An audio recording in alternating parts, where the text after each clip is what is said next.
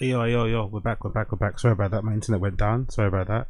My Wi-Fi went down. Big up everybody tuning in though. Appreciate you. To the Action English episode number 1040. Let's just do another episode. 1040. We'll split it in two because that was about 2 hours long anyway. So let's split it in two. Episode number 1040 of the Agasinos English show, operating live and direct from an undisclosed location somewhere within the depths of London. How you doing? How you feeling? How you doing? How you feeling? Cool. Let's just rattle through some of these topics, and I'm gonna go get some food, and then I'm gonna come back later for a random show at about 10 p.m. my time. So I need to get my clips done, obviously edit this and stuff, and whatever else in between. I'll leave both streams up. I'm not gonna edit. I'll probably make the audio one file. Maybe I'll make the audio one file, but I'll probably just leave two streams up anyway. But appreciate those of you that are still here. Let's just get straight into it. So I was talking about ChudTheBuilder, right? I'm not sure if that cut off from last time, but let's just carry on that topic anyway. So some of you guys know ChudTheBuilder is this white dude in America, dressed like a cowboy, at least has a cowboy hat on, and he goes around antagonizing black people, shouting at them and saying the fucking hard ER. He starts off with the premise of, oh, it's freedom of speech, we can say what we want, right? Yep. And then he drops the hard ER. Mostly he did it to white people, then he started to add shock value, started to approach black people, then he started to approach more, went to more, I guess, like ghetto looking, or maybe people that people would describe as people that can maybe fight with black people. And I guess it kind of upped the stakes, but in general he's been a bit of a cunt from the very beginning. I don't think this was always his content. I'm pretty sure when I first came across ChudTheBuilder, he was mostly just doing like girl stuff. Like he was kind of in the Looks Maxine, Red Pill, Manosphere world. I'm pretty sure when I first saw him on my time, because I think I stumbled across him on Kick, because I think he's a Kick streamer. I'm pretty sure I saw him on Kick for the first time, and he was mostly doing just content going around trying to pick up girls. And then I don't know what changed, something happened. He went from trying to pick up girls to suddenly being a fucking raging racist, isn't it? And everyone's been thinking and wondering, when is his day gonna come? When is his day gonna come where somebody's going to make him pay for all the stuff that he's been saying? I personally don't think it's ever gonna happen, mostly because he's white and he obviously walks around with a gun and shit. But I just think in general, people don't really take people like this too seriously. They just look at him like a joke. He's trying to be a prankster. He's basically obsessed with clout. He wants to do anything and everything to obviously become famous. So I don't think people really take him that seriously enough to want to risk their own freedom, risk their own life to fucking send this guy a message. I don't think it's that serious. So if there are some black people out there that are like, oh my god, black people love to fuck up other black people and whatever else it may be super quickly, but look at this guy going around antagonizing all these black people and no one's doing anything to him. It's like, it's not white people business, but it kind of is white people business. You know what I mean? We shouldn't be going around trying to police white people on what they say. You know what I mean? It's not really our place. And also, unfortunately, the justice system doesn't really work that well for African Americans, especially over there. So if you try to take the law in your own hands, you might get the fucking death penalty. You know what I mean? So let's just relax with that shit. But I think eventually he'll get his comeuppance, because I don't think this guy's ever been in a fight. I'm not gonna lie.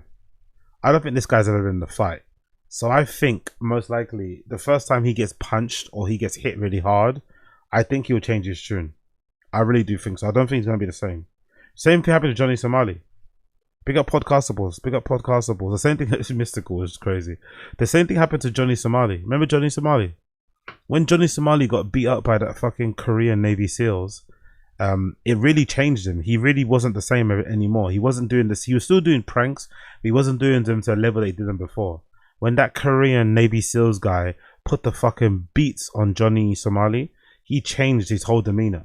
So I don't think it necessarily needs a black person to, KILLL ChudTheBuilder. I think just put some hands on him, being involved in a really, when you sometimes fighting a guy and you feel like it's going on for hours, but it just happened to 20 minutes.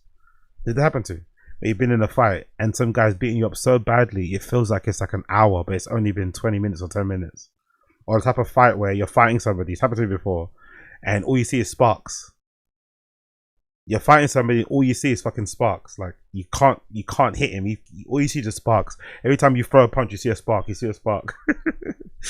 So I think once that happens to you a couple of times as a man, it fundamentally changes the way you walk around the world, the way you interact with other men. So I think this Chud the Builder guy's just gotten away with it because, you know, he's kind of gotten away with it. Big up Shades. Oh, my internet went down, brother Shades. My internet just went down. The Wi-Fi in this place went down, I think, just randomly. So it cut off the stream, so I had to restart it again. But everything is good. So yeah, I think once this guy gets some hands put on him, I think he'll chill out. I don't think it needs to go to extent of like lethal force. I don't think it needs to get that far. Is it annoying to watch? Yes. Is it good content? No. It kind of definitely leans into the nuisance content creators, but unfortunately these guys have also been incentivized. They have a really big fan base. Like I said previously in another stream, I don't think I've met a poor nuisance nuisance creator. I don't think I've seen a poor one. I don't think I've seen a nuisance creator that doesn't drive a nice car, that doesn't live in a decent apartment, that doesn't have decent amount of subs, like over 1,000, you know? Most nuisance content creators or nuisance streamers have over 1,000 subs, and that's on Kick. They have over 1,000 subs on Kick, so they're getting 95% of the fucking profits. So it makes money. The audience loves it for some reason. I don't know why, but the audience fucking loves it. So as much as I want to blame Chud the Builder for being a fucking dickhead and for being a racist, I don't really think he's even a racist. I just think he just wants to troll and become famous and get clout, right? I think a lot of this is also, you have to blame the audience because they kind of feed into this, you know? They probably send him donations or they'll say, hey, I'll send you fucking 100 gifted subs if you go to this very predominantly black area and you start antagonizing people. So unfortunately, this sort of stuff, the audience also plays a role in kind of where it's gone. But anyway, all that aside, he has been finally arrested. Chud the Builder finally got arrested in Nashville yesterday, I think. Yeah, I'm not too sure if he's been bailed already, but he did get arrested. Right here. Yeah, they normally park right here, man. This same one? Hey, sir, you're under arrest. What did I do? Okay. Can you lock it?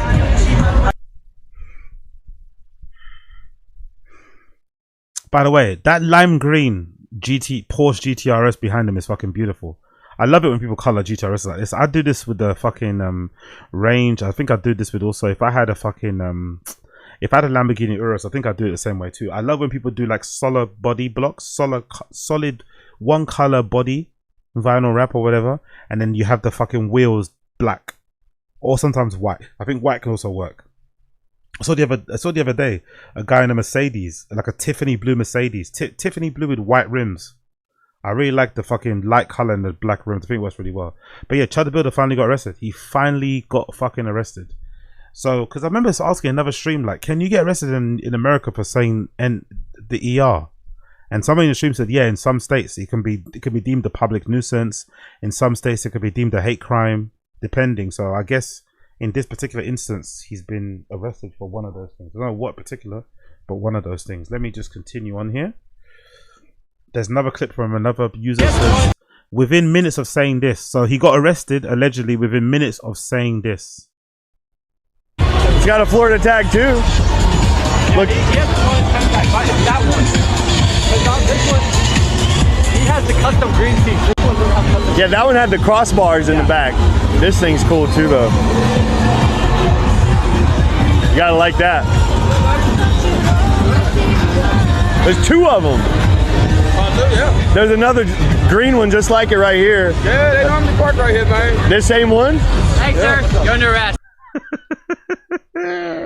That's kind of sad though, isn't it?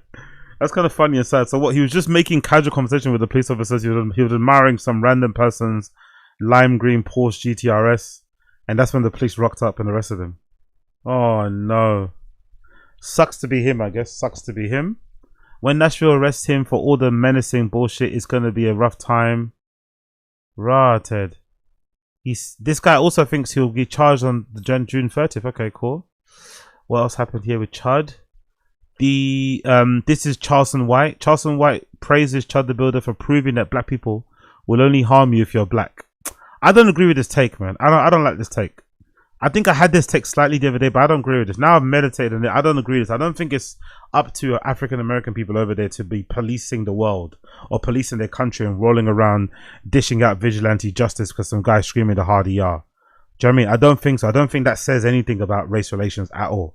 I think just if anything, him going around saying what he's saying is more so a case of white privilege. He knows he can get away with saying that because he's a white guy and he's also got a gun, you know? Like, it's less about black people not standing up for themselves, and it's not all that shit. I don't believe that shit at all.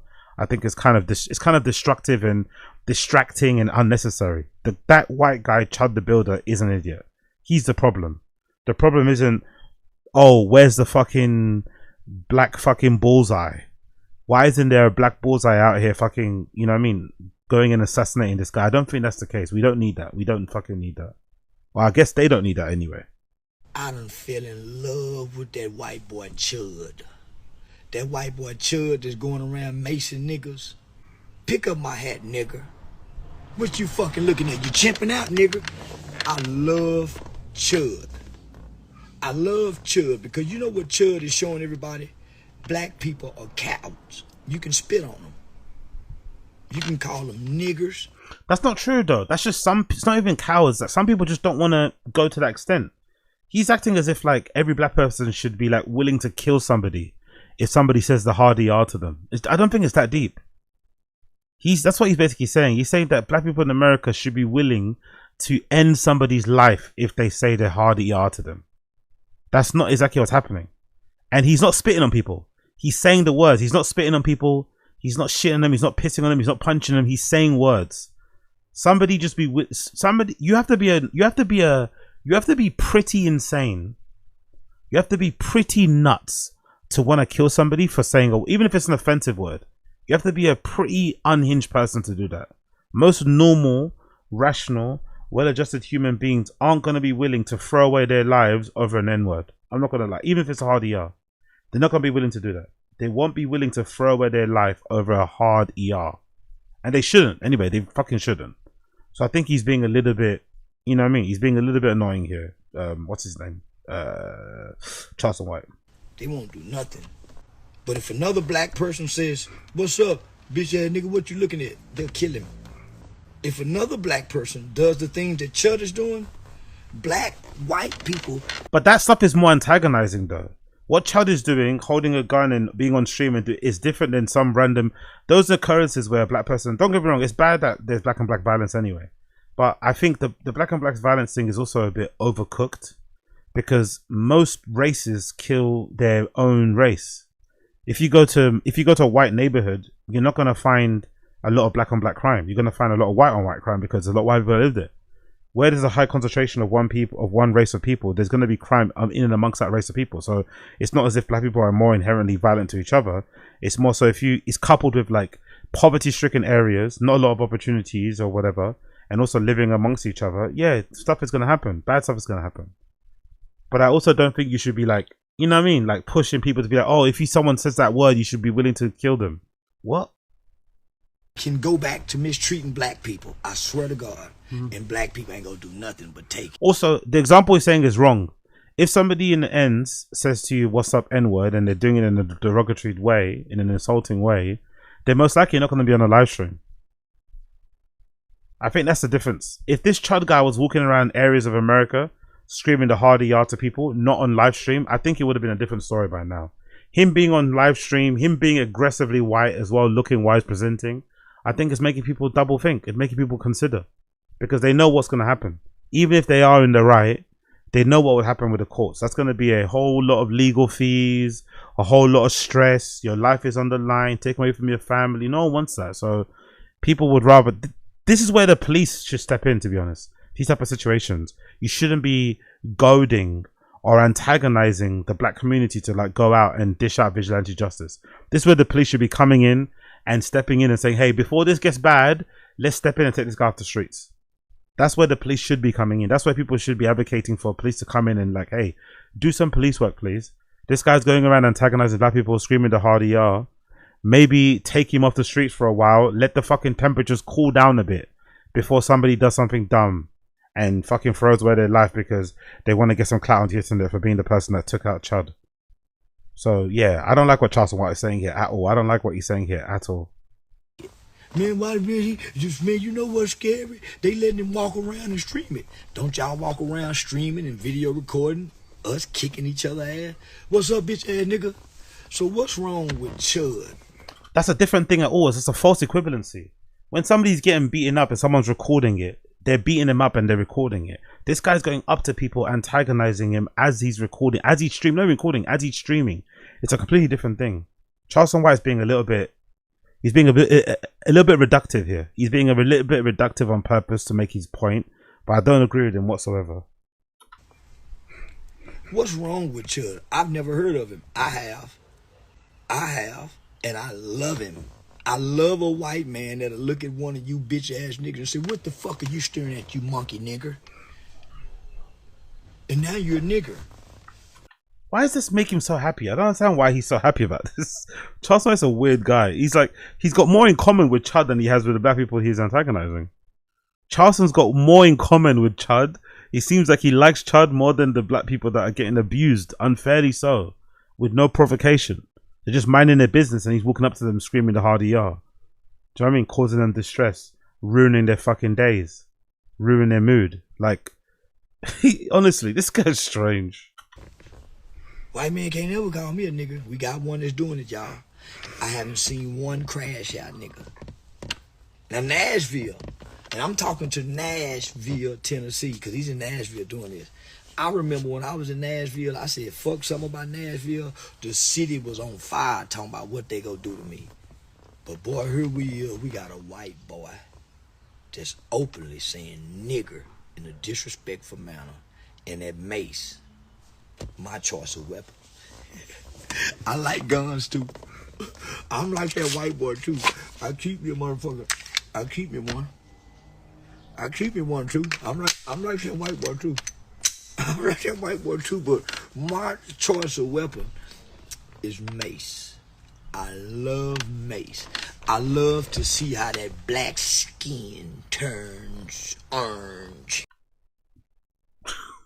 What is wrong with this guy? What is wrong with this guy?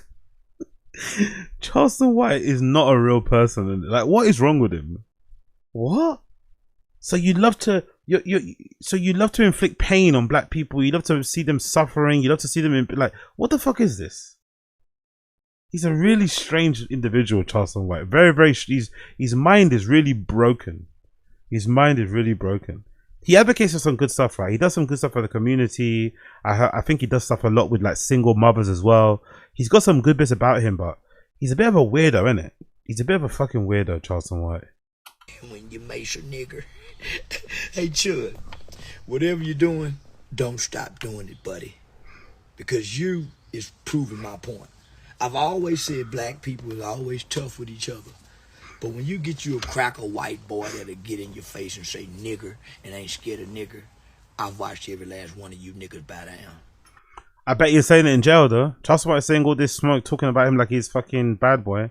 I bet you Chud ain't saying it in jail. I bet you if Chud is in jail, I bet he's not saying the hardy yar in jail. I bet you any money. I bet you any money Chud is not saying the hardy yar in jail. Now, kicking Chud's ass is a misdemeanor.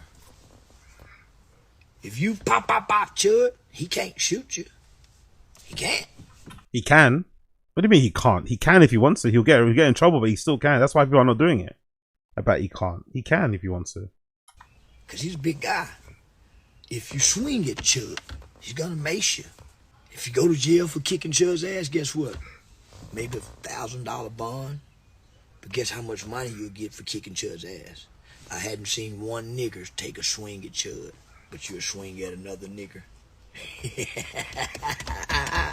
I'm telling you, black people have an innate fear of a white man that'll call them a nigger.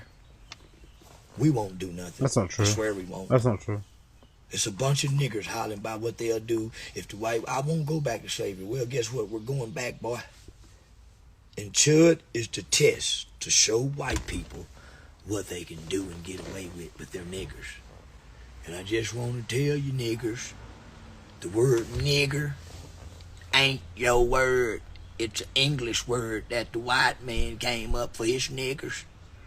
How you gonna tell him he can't call you a nigger and he gave you the name? He's a cartoon character, isn't it? He's a literal cartoon character, man. This person can't be real. He's a literal cartoon character. Ugh, Charleston White. It is what it is, isn't it? Charleston White's always gonna Charleston White. Charleston White is always gonna Charleston White.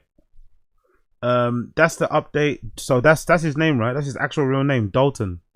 He's 28. Ugh. That's a rough 28, bro. He's only 28 years old. I thought he was in his 30s at least. That is a rough looking 28. Dalton L. Earthley, 28, booked in Davidson County Jail this morning on 3 misdemeanors: theft of service, 1K or less bond, disorderly conduct, 1.5K bond, resisting arrest and search, 1.5K bond. So yeah, so I don't know if he's out yet. I don't know if he's actually out, but that's him. That's his fucking charges of his fucking jail. So it's about what, $3,000 to get him out. Has he got $3,000? It'll be funny, innit, if he doesn't have $3,000. All this fucking racism he's spouting, but he doesn't have 3,000 to get himself out of jail. That would actually be kind of funny if true. I don't think that's the case. I probably think he's got the $3,000 because I think he's got quite a lot of subscribers on Kick. To be fair, I think he does very, very well from stream. Not very well, you know, good enough where he doesn't need to work at least. So I'm pretty sure he'll be okay. But it would be funny if he doesn't have any money and he has to sit there the entire fucking time. That would be absolutely fucking hilarious if that happens. But yeah, what's actually the update? Because this guy's always got the update in it. Party King. What actually happened to Chud? Any update? A woman that was seen came for really. A woman that was seen on Chud's stream comes forward allegedly claims she has sexual relations with him. So Chud is out here calling people hardy R, but he's fucking black girls. 2015. What's up, y'all? Lily Venus here, pretty bitch with a big dick. It's literally in my bio. I'm only bringing this up because ChudTheBuilder's cameraman put our conversation on Broadway on YouTube. Now millions of people know what I look like fresh off work. Fucking great. But in the caption it said that black woman who used to smoke mid and get raw dogged by ChudTheBuilder. Well, he's not lying. I already told y'all we used to smoke. He used to sell me weed. And we did raw dog. Jesus Christ, man. Sometimes the information people share on social media is fucking hilarious. Okay, girl. A lot. Me, him, and my ex-wife. I am a professional pegger. It is no secret that I perform prostate. What the fuck is going on right now? So this woman is saying that she used to peg ChudTheBuilder. Huh? Massages, if you will, for men. I've been doing it for a very long time now. Most of my clientele is white men. We sign NDA agreements. I talk about me pegging all the time, but I never tell you names because discretion is key. Confidentiality is why my client list is so long. But Chud... Client list is so long. Jesus Christ. It's kind of fascinating to me. I'm not going to lie. It's kind of fascinating how that's a thing. Because a lot of guys that are into pegging aren't necessarily gay. They just want to want, you know what I mean? I do find that kind of odd. I'm not going to lie. Why would you want someone to peg you, but then you wouldn't let a guy do the same thing? What's the difference, you know? Because for most straight dudes, if they heard of a guy getting pegged by a woman, they would immediately think that guy was gay, you know? That's the thing. I think most straight dudes, if they heard about their friend getting pegged, they would immediately think their friend was either gay or bisexual at least. But most guys that get pegged by women don't think of themselves as gay or bisexual. I guess technically you can't be gay if you're getting pegged by a woman. There's a woman doing it. I get it. But it is an interesting phenomenon. It's a thing you hear about people doing a lot. Especially nowadays. I feel like there's a more... I feel like in the same way that cucking has become quite popular, like being proud to be a cuck or whatever, I feel like getting pegged is also a bit popular. I feel like before it was a real big taboo. People didn't want to talk about it or even admit it was something that they're into. But I feel like nowadays guys definitely admit that they are into it, and such as like cucking as well. Interesting. I don't know. Mentioned it first. I think that he said it the way he said it because the white supremacists were probably like, ew, you used to hang out with a black girl, shame on you. So you had to make it sound good. But see, here's the thing. I'm an egregore too. Lily Venus, hi. Hail the great mother. So I am all... Well, she's an interesting black woman, isn't it? She's like a Satanist black woman. Satanist pegging, I guess. Okay, fair enough. Baguette Parquet, pegging is really gay. Is it though? If it's a woman doing it, can it be GAY if it's a woman doing it though? Really be honest with yourself. Can it be GAY if a woman is doing it to you? All about enlightenment, controversy, occultism, witchcraft, and of course, love. So me talking about this is what my brand is about. let's expose it, bro. So yes, pretty bitch with a big dick. Oh, she wears it. She wears it around like normally. I have not fucked Dalton since like 2015. Oh my god. He was a little chubbier then. His cheeks used to clap in such like the cutest way. Now people be sharing so much information online, man. So much information. Too much information, man. I don't know if I need to have a visual of fucking Chud the Builder's cheeks clapping. I'm not gonna lie. I don't know if I need that visual. I don't know if I need it described in that way. I don't think I need it described in that way or that visual. well, Chud, he doesn't even have a little chubby butt no more, so I probably wouldn't fuck him again, but I need at least 10k to get a reconstruction. If you want to help me, please donate. AZ, you don't have any? No, I don't have it. No, why would I have it? No, it's not something I'm into. I'm not into that at all, to be fair. I'm not into that sort of stuff at all. I'm just, to me, I've always just been fascinated with people's things. Because I said before, like, I've always been fascinated with people's things, you know? Because it's like, it's always like, why that particular thing? Especially when it becomes really popular, because let's not lie, like, it's become really popular. I feel like I hear way more people talking about pagan than I've ever had in my entire life.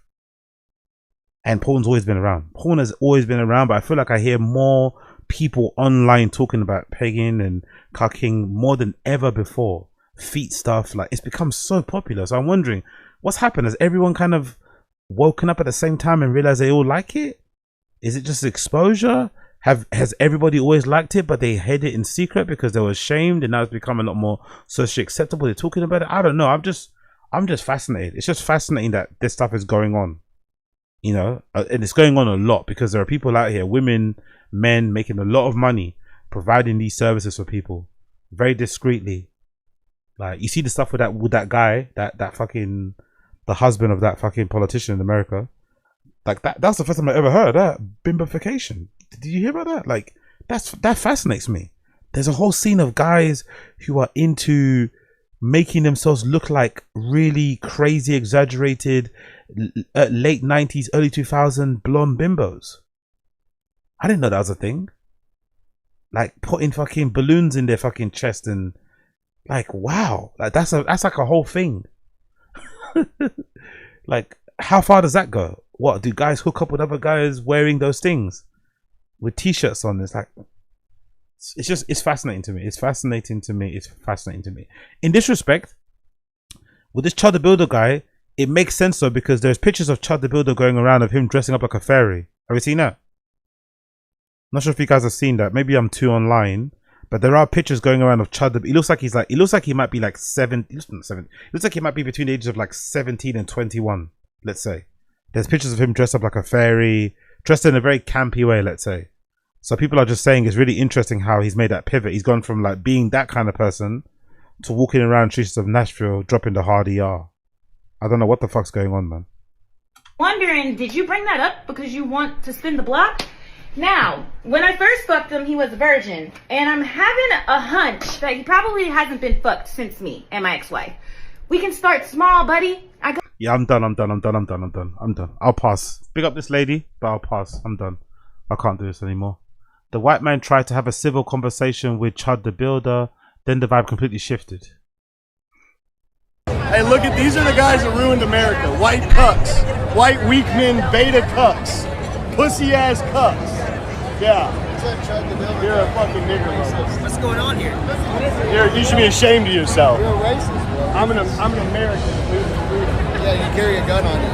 And bear spray. You want to get used? No, it's cool, man. Can you have a conversation? I'm having a conversation. So why do you do what you do? Because I think every man should be able to say whatever they want without being chimped out of. But you're also perverting the First Amendment. You know that, right? Perverting it? Yeah, so How so? What you're doing is you're baiting people into reactions. No, I'm not. And then you say, well, I've got a gun on me. So when people... No, I didn't say that. You said that. No, you did, but you said it before. You got a gun on you. Pepper spray people. Look, man, I don't know what the deal is. You're ruining America, people like you. Trust me, Make an excuse for people that commit violence. People who use violence to suppress our freedoms should not be on your side. What you're doing is not right. It's not morally right. It's just not morally Why so? right. You can say what you want. You can say it's First You just Amendment got out of a speech. satanic concert. You're telling me what's moral? Brother, that's not satanic. Nigger, please. You can call me what you want. I'm saying, seriously, be real with yourself. Well, I don't know what's wrong with your life for you to be like this, but I feel bad for you. They ruined my life and took my freedom. Once this is over, you'll never be hireable anymore. I'm so scared of being hireable.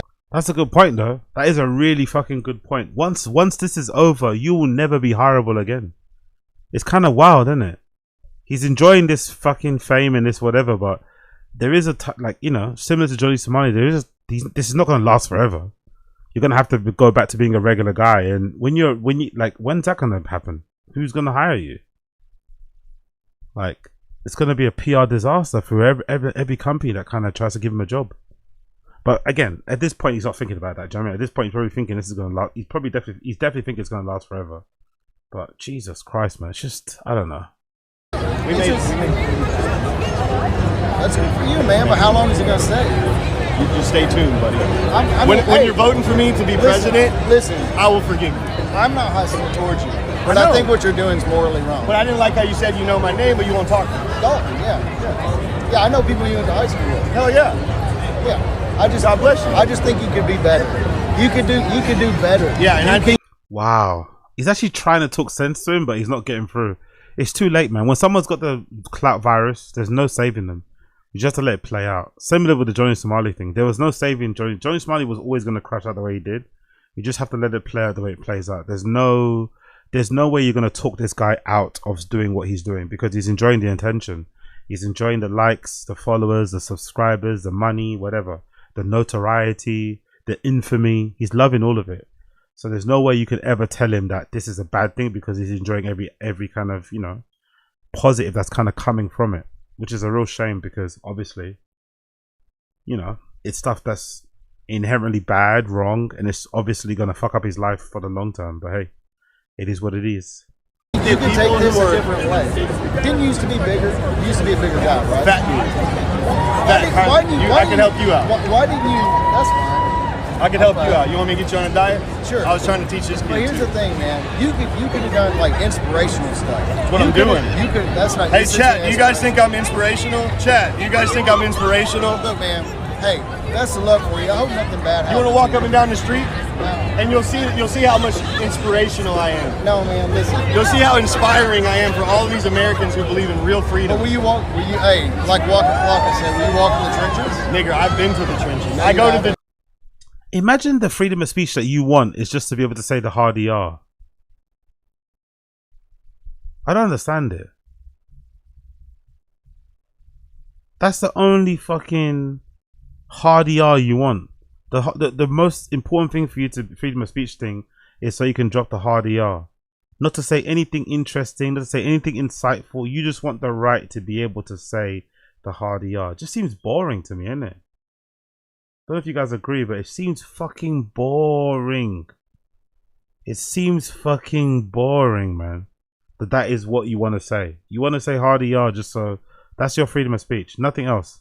Nothing controversial opinion-wise in terms of politics, in terms of societal issues, you know, in terms of like real things. Like, okay, there's some topics and some conversations that we all don't want to have on social media. We're all afraid to have. What you know, maybe concerning religion, concerning gender roles, concerning finance, concerning the economy, concerning the environment, concerning the cost of living. There's some really uncomfortable conversations people don't want to have. That's what you should be using your freedom of speech for, not this. Just so you can antagonize people and say the hard, like, huh? And then what? Get fucking murked. That's your end. Every time I think about, you know, when I think about this stuff, you know what I think about? I think about Die Lit. I think about Playboi Carti's album title, Die Lit, and how perfect it is, a description of the current state and the world we're living in. I think there are some people out there that would rather live a life where they get to die lit as opposed to live a life that's lit, you know?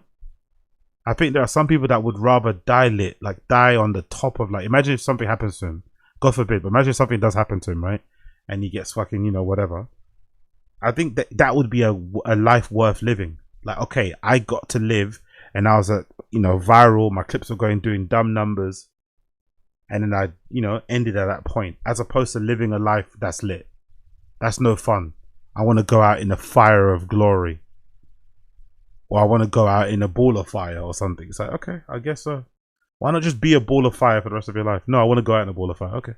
Trenches, I give them. If we both grew up here, you haven't been to the Have you been in Napier Park? You haven't been to You know where Napier Park is? And you won't do it. I've been there. I hope you be careful. Have you not seen my videos? I hope one day. Big up, who's that? Big up Wild Randy's World, exactly. Call homeless people slurs for food. Good use of your freedom of speech, exactly. Why do you say Big up on 10 toes. So Chud did used to have cheeks, is hilarious. the same shit all the commenters do? Bet you won't go here. Bet you won't go there. I'm not a commenter about anything. Big up Grey Ghost, sorry, Gorilla. Big ups on the braid up AZ. ASAP gang approved. appreciate you. Thank you. It's annoying though, it gets really itchy and it's hard to maintain. It's already fucked up anyway. I did get a shape up earlier today though. Don't know if you guys can see that. I did actually get a little shape up just to kind of make it look a little bit, you know what I mean? I did get a little shape up in that to kind of trim off the edges, but it's already fluffy, you know what I mean? I look at Jim Jones, it's already fluffy. There's some bits already still up and shit, you know? But I did get a little shape up just to kind of make it lined up a bit, but it's just hard to fucking, what's that word called? It's hard to maintain. That's the only thing. It's fucking hard to maintain this shit, but yeah. Big up, appreciate the good compliments. These are the guys that ruined America, and men like me are bringing it back. Good for you, man. Yeah. Go over there, short You're guy. not breaking it. Go over there, little dude.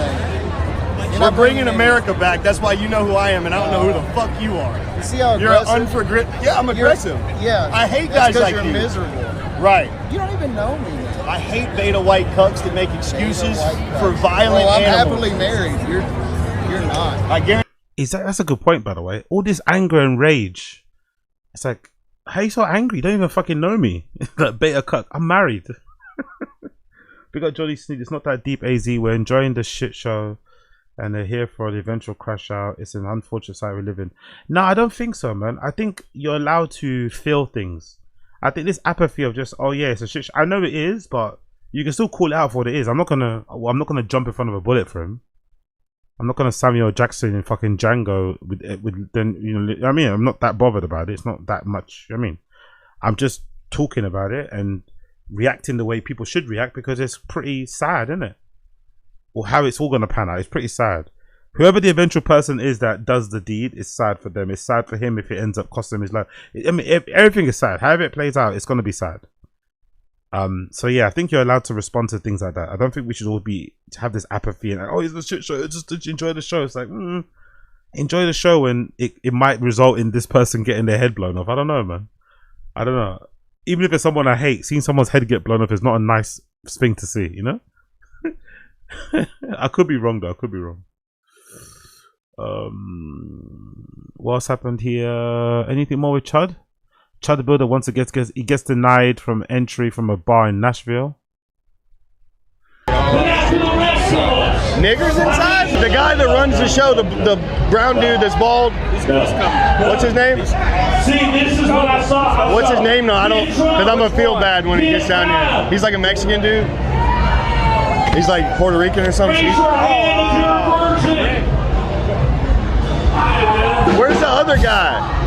Someone got to stick around long enough. Why? We can fix it for you. You don't allow what? The National Wrestlers. Niggers inside?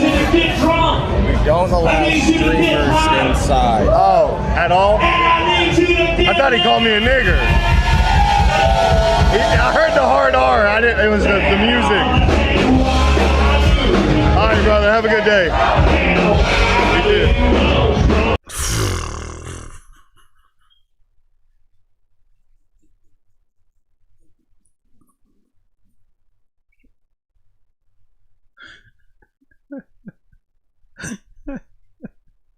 He's such a dick in it. He's such a dick, man. He's such a fucking dick. He's such a dick in it. He's such a fucking dick. He's such a dickhead in it. He really is such a dickhead.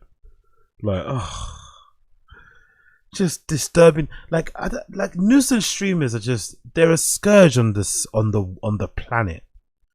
I really hate people that go up to people just working, minding their business, disturbing them for the entertainment of their fucking stream. please just make your stream interesting. Please entertain your fans by virtue of what you're saying and doing. Don't use unsuspecting people just minding their business, trying to earn a living and disturbing their peace. It's so unnecessary. Like, I'm so happy I don't work in customer, like, because I used to do a lot of this type of work. I've done works in bars, I've done works in fucking shops, I've done a lot of customer facing jobs, and I'm so happy I don't do that anymore. Because if I had to work in a store, in a bar nowadays, and some fucking streamer came in and tried to like get me riled up to like, you know, get their fucking views up, honestly, I think I'd lose my job. I think I'd lose my job on the fucking shop floor. I think I'd fucking, do you know what I mean? I'd get in a physical altercation. I couldn't be able to, I couldn't handle it. It's bad enough working in a customer facing job or like hospitality, and you usually interact with some of the worst people ever, especially when you're in bars and stuff, right? People are drunk and high. You sometimes interact with the worst people ever. I couldn't imagine how much worse it is when you got these fucking streamer content people who are like, their brains are broken. They kind of just live and die by the chat. I don't know, man. I'd be so pissed. I'd be so pissed, man. I'd be so fucking pissed. But, you know. Be on to Todd, I don't believe this guy is a racist. No, I don't believe it either. I don't believe he's racist either. I just think that's what makes it. That's what I said before in the other stream. I think most people respect him more if he actually was a proper stone cold racist. He's not. He's literally just doing it for the views. That's more pathetic, you know? Because I guarantee you he's not screaming the hard ER in jail. Right now, if he's still in jail and he hasn't been bailed out, I guarantee you he is not screaming the hard ER. Even if he's not in Gen Pop. Even if he's not in Gen Pop, I bet you he is not screaming the hard ER to people in fucking jail. Let's stop giving him attention then. No, I don't know. It's just internet stuff. I don't think I'm going to contribute. Me and my 23 live viewers are not going to contribute to Chud the King becoming more successful and stuff. I'm a random, but trust me, like, you know what I mean, it's not. I'm not doing anything to extend anything. He's already on the internet. People already know who he is. ChudTheBuilder runs into an extremely tall black guy and immediately makes a wild joke about his height. They just stole my hat. Little white kid came up and stole my fucking hat. God damn, you tall as shit. What's your name? What? Habib? Are you Muslim? Yeah. You know why black guys are so tall? They're Negroes. They didn't get it online the other night. That was pretty good. Hey, y'all, I'm glad y'all are good sports about shit. Thanks for not chimping out on me. You see how he says thanks for not chimping out and he's always turning it back around him. He didn't say the crazy, aggressive, rude, racist stuff to him, did he? Because he knew he'd get his ass beat. But, you know what I mean? I like, he always does the chimping out thing as he's turning away. In some cases, you know? Always done the fucking turning away, you know? Why don't you say the fucking, you know, the chimping out thing to his face? Why you just say it when you're turning around, sir? That's him getting arrested there, right? Yeah. That's him getting arrested right there. You should call him a bitch ass.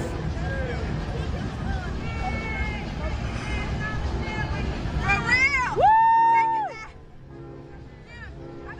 That's gotta be embarrassing. People cheering as you're getting arrested, as you're getting fucking dragged into the fucking jail.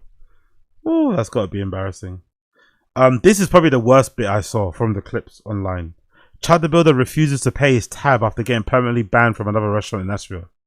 So he's going into restaurants and eating, right? And then I think people are calling up the restaurant saying, hey, this ChudTheBuilder guy is in your restaurant. He's a fucking racist. He's been saying this and saying that. Obviously, when they hear about that sort of stuff, the managers are not going to be happy. Number one, not going to be happy because you're probably ringing off the phone and whatever. Or you're just going to be happy that they found out you're a racist. So a lot of restaurants are telling him to fuck off. But some places are doing it before he orders. In this place, obviously, he managed to order something. But again, if you get chucked out, just pay your tab and leave, innit? I don't get why he's wouldn't want to pay his tab though. I don't get that. I understand you're pissed. Like he's obviously doesn't think he's doing anything wrong. I understand you're pissed off about getting chucked out, but I don't see how that should mean you shouldn't pay your tab. You know, that's what I don't understand. Why shouldn't you not pay your tab though? That's what I don't get. Big up the stream chat. Negroes a boomer joke exactly. We are real force, all 2,000 of us. Terminally online. Big up Grey Ghost Gorilla. Yeah, big up my 23. I respect and love my 23 viewers, but let's not act like I'm fucking gonna make this guy viral. Like, let's chill out. Let's relax a bit. Clout is a hell of a drug. Also cocaine. Oh, you think he's on hard drugs? Calligrapher. You think he's on hard drugs? I don't think so. I think that's a convenient excuse to excuse him. I just think he's got the clout virus. I think saying he's on cocaine or anything hard is gonna make you, oh my god, he's on drugs. No. He's just a fucking idiot, and he's also, you know, addicted to the fucking dopamine hits of being fucking online and shit. But I don't think he's on fucking any drugs. I don't think he's on crazy drugs. Yes, he's of course drinking, but I don't think he's on coke and stuff. I don't think so. You seem kind of upset. No, You guys filming now? yeah. We can leave. Okay, it's time to go. Hey, Pajit, calm down. Why don't you go shit in the street? Why don't you go? Jesus Christ, this guy, bro. Jeez, what a go shit in the street.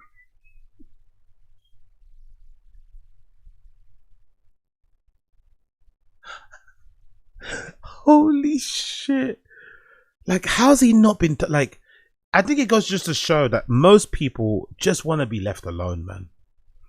I think it's less to do about, oh, this society is so racist nowadays, we accommodate fucking white supremacy. No, I think most people just want to be left alone. Most, like, even if that entire restaurant was full of Indian people, I don't think a single person would bother getting up and wasting their time on him. They don't want to deal with the hassle of going to jail, getting bet. Like, people, they just want to live. No one can be bothered. That might explain part of the apathy that Johnny Sneed was talking about in the chat a little bit. I don't like it, but that's the world we're living in. People just don't care. They just would want to, like, they don't care if you're going to be screaming the hardy R, the calling him the Pajit, whatever derogatory term you're going to say, whatever racial slur. They just want to eat their food, drink their drink, talk to their fucking loved one and go home. They don't want any other drama. They don't care. So I think it's less to do about him being this big bad bully, and more so to do with people just minding their business. People just minding their fucking business. Poop in the street. Hey man, don't get aggressive with me. We'll get up and leave. Thanks for the free food. Hey, No, Bob's Steakhouse. Don't take care of it. Oh no, we're not paying shit. You're not paying? I go get the food. Y'all are kicking me out, or are we staying? No, you're paying when you leave. Oh, you think? For what you got, yeah. Buddy, I didn't get to. That's some bummy shit though. I'm not gonna lie. That's bummy. That's really fucking bummy. You're getting kicked out. I know you're upset, but then you're not gonna pay for what you ate. That's some bummy shit. That is some real bummy shit. Enjoy my meal. You're kicking me out. I'm not paying for shit. No, just go ahead. Oh no, big up calligrapher. I didn't say that you were saying coke make him do the thing. I just don't think he's on coke. I just think that's just him doing it for the clout. I don't think it's drugs that are like fueling it. I just think it's just doing it because of drugs. I think just doing it because he's just doing it personally. It reminds me of Sacha Baron Cohen going to the South and making fun of rednecks, but they're not just nice to him and show something. Exactly. No one really cares that much, man. It's not that deep. Like, fucking Charleston White wants fucking black people to turn into fucking Daredevil. And just like, what's up? Like, it's not that deep, man. We don't, you know what I mean? Like, you want people to bear arms and kill this guy to like prove that they're black, prove that the word is bad. Like, huh? Such a backward ways to think. Yeah. Bob's Steakhouse. Check your Google reviews, little midget guy. Check your Google reviews, you know. Come on, bro. You ate the food. I know you're getting kicked out and you're embarrassed. Getting kicked out of a restaurant must be super embarrassing. But come on, bro. Pay for your fucking food. This is some bummy behavior. Bum behavior. You're not welcome back, okay? We poop in the toilets already. You're not welcome back. Hey, Pajit, watch your mouth. This is America. You're in my country. You hear me? You are dumb, man. We're gonna What are you? What are you? They kicked us out. Tell me your name again? ChudTheBuilder. Absolutely love you. Well, I would not eat here if I were you. Because they just kicked us out because apparently my content offends them. Leave my guests alone, sir. I wouldn't eat there if I were you. Leave my guests alone. This guy knows me and just wanted to shake my hand. Okay. Because he respects America, unlike you, midget fuck.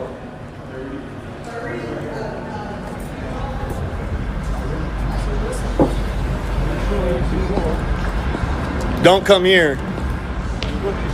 They don't like freedom. Make sure you get it one more time. All right, let's go to the hotel.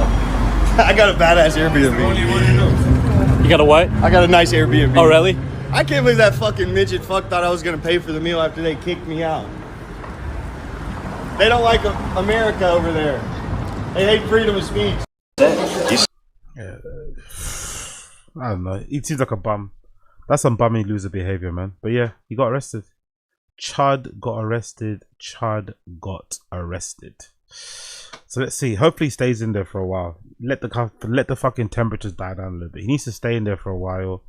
Let the fucking temperatures calm down a little bit, because he's been doing a little bit too much, in my opinion. He's been doing a little bit too much. Let the temperatures calm down. Let everyone chill out. Maybe the dose of reality of going to jail might make him want to chill too. Hopefully, fingers crossed.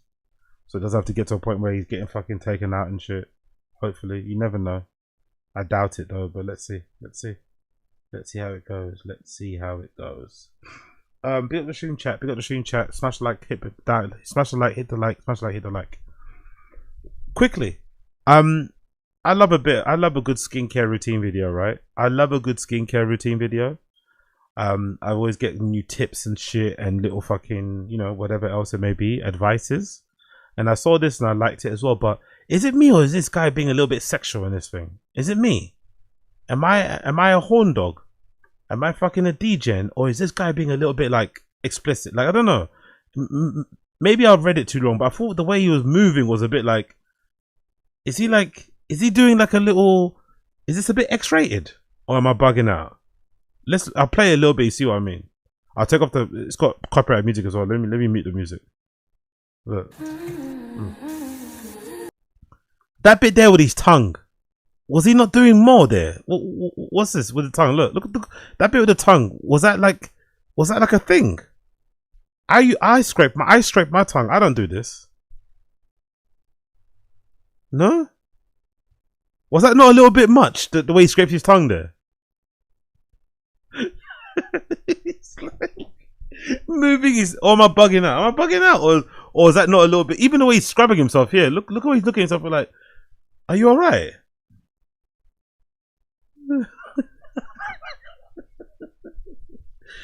Am I bugging, or am I not bugging? Anyway, let's just continue. Oh, by the way, you see this electric toothbrush, right? It's really expensive, isn't it? Is that the Philips one? Or I think that's a, isn't there, is that Oral-B-IO? Let me know in the stream. When I make this a clip, I want the comment section to let me know too. But let me know in the stream chat too. You know these really expensive electric toothbrushes, are they actually that much better than the basic ones? Because I've got like a basic one, but I know on Amazon and other places there's a really fancy, I think Philips one that's like a £400 or something. I think it's the one that, what's his fucking face uses, what's his fucking name? I think it's the one that what's his name? The guy that does the fucking Get Ready With Me with the black guy. I forgot his fucking name now. But there's like electric toothbrushes that are like £400. Let me double check. I think I saw them on Amazon once, right? I think it's like a Philips one. Are they like £400 difference? Is that actually a thing? Or are all electric toothbrushes the same?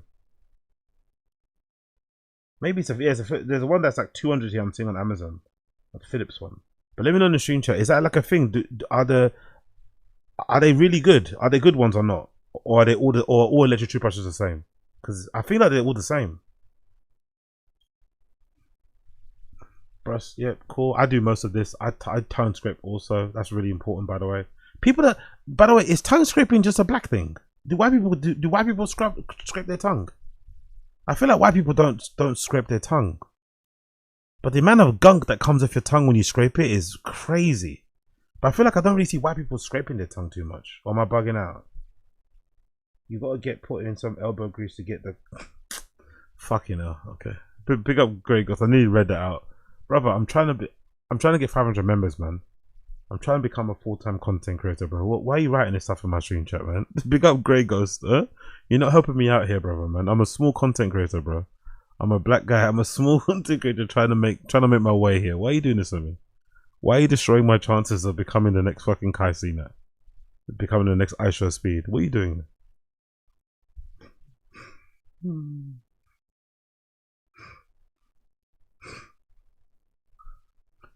This is pretty.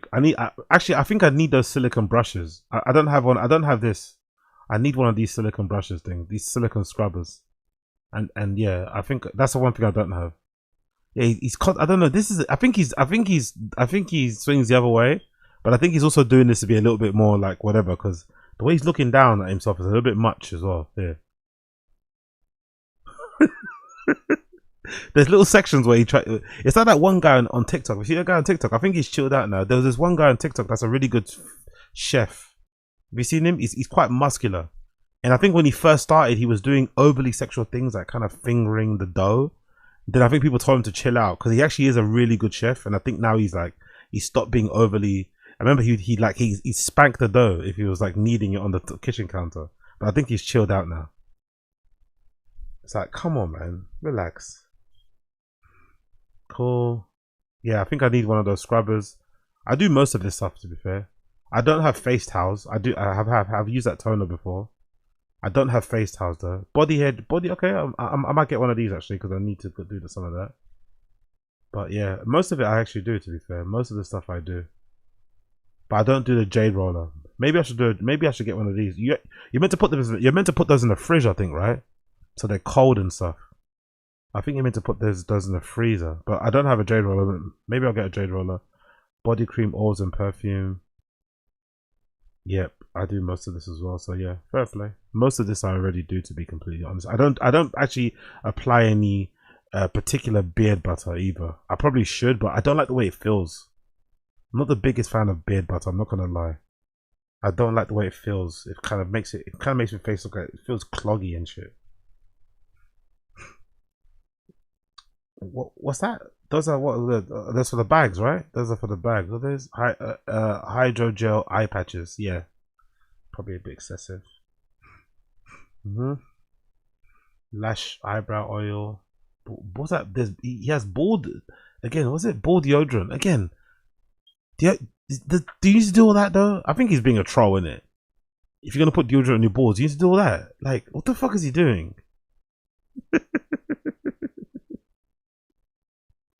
What the fuck is bro doing? What's this? Cleaning his ears? Okay. Yep. Nail care is also important. Yeah, fair play. I agree with him.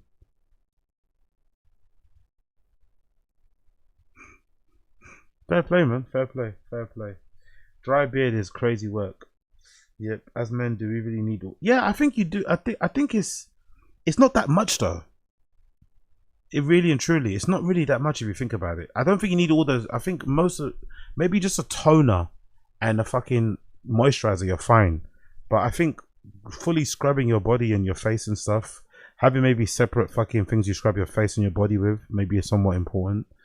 But you don't need all that other shit. You probably just need a toner, maybe some vitamin C and a moisturizer. That's it, probably the most part. And then obviously some fucking, some fragrance. But, having those things is kind of, but that's the thing. I don't know. I'm also a bit of a queen. I like looking good and shit. So if you don't really care about your appearance, it's probably not necessary, because it just is another form of consumerism, really, isn't it? Let's think about it. Like, do I really, like, before I didn't know what toners were, before I didn't know what fucking serum was, and I didn't know what fucking lotion, face moisturizer was. I used to use body moisturizer on my whole fucking face and body. Now I've got separate moisturizers for my face and my body. Now I've got separate washers for my body and my face. So, is it really necessary? I don't know. But I do like how it makes me feel. I like how it makes me look sometimes. I don't know. Maybe I'm bugging.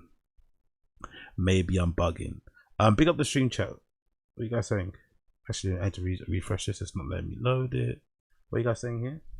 20% man, 80% product. This has got to be a troll. I smell the theatre. A tier 2 deodorant probe. AZ finding an excuse to watch this over and over. Aren't you masking your natural phenomena with all this sense? I don't know. Probably. I don't know. Makes my skin clog. That's the straightest comment we're getting as a commentary. Pick up Grey Ghost. This dude definitely shaves all his body hair. Do you guys, by the way, because there's a picture going viral of this guy, of these footballers actually in a changing room. I think it's like Barcelona players with their legs all clean shaven. Do you guys shave your legs? because it's becoming that quiet. Because I feel like a lot of runners in my kind of world, people that run a lot, they all shave their legs. Obviously, a lot of athletes shave their legs. Do you guys shave your legs? I think some athletes laser them, but do you guys shave your legs or no? Or body hair in general? Do you guys shave your armpits, chest hair and stuff? I try to keep the down below trim for the most part. I don't let it go crazy. I'm not like baby fucking. I'm not like fucking bald down there, but I do try and keep the down below trim. But I don't think I've ever shaved my arms, my armpits, my chest, nothing. I've not done any of that. But I do shave my down below just to make sure that's all trim. What do you guys say? Shaving your legs is wild. Yeah, I shave my. I don't have any. No, I don't have any on my ass. My ass is actually one of the only places on my body that doesn't have any hair at all. It's kind of weird. I don't have any hair on my ass whatsoever. Weirdly enough. I'm more metrosexual than I'd like to admit. So we might get cut together. Big up, Grey Ghost. Big up, Grey Ghost. Shaving your legs is wild. But have you heard of it though? A lot of runners do it. A lot of people that run. I don't know if they do it for aesthetics or if it's for like aerodynamics. I'm not too sure. I guess it's probably both. I don't know if it's aerodynamics or aesthetics. Do you shave? Okay, armpits and down below. Parquet. No shave legs. No shave only balls. Arms. Okay, cool. I know some people shave their arm. I know some guys don't like their arms because their arms are overly hairy, or if they're like Mediterranean, they might have really thick hair. So some guys are overly conscious, but shaving your arms must be painful, man. Have you ever tried to pull your arm hairs? It's super sensitive. Shaving your forearm hair must be so painful. Or maybe, sorry, I'm getting it fucking waxed. Oh, that must hurt so much, man. God bless the guys out there that shave their backs as well, wax their backs. That must hurt so much, man. I can't imagine how much that must hurt. As a man, shaving your body hair is only acceptable if you're a competitive swimmer. Yeah, true. Oh, yeah, true. Swimming, yeah. Swimming guys have to do it for aerodynamic purposes. I'm going to start getting laser treatments, Brazilians, yep. Just trim. Women don't like you to be smooth. That's the thing. Women don't really like. I don't know. Do women like men that I feel like they don't, do they? I feel like some women get the ick when guys are way. I think women are weird. Women sometimes get the ick if you're well too groomed. Like a guy like that, I showed you earlier. Women won't like them. Some women don't like guys who take care of themselves. I don't know why that is. For some reason, some women don't like men that take care of themselves. You know, I guess it shows that you're too vain. You're too into yourself. I don't know, but there's some women that really think if you take care of yourself that you're gay, or they just don't like you. It's very, very odd, very, very bizarre. You can always leave it. This is a cultural commentary podcast. The wife hooks me up. Love it.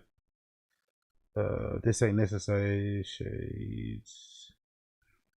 I'm going to get what's that? Chris Mack. This is a wild delusion, bro. I'll trim my pubes with a buzzer once in a while, but never a razor. Okay, no, I'm not saying.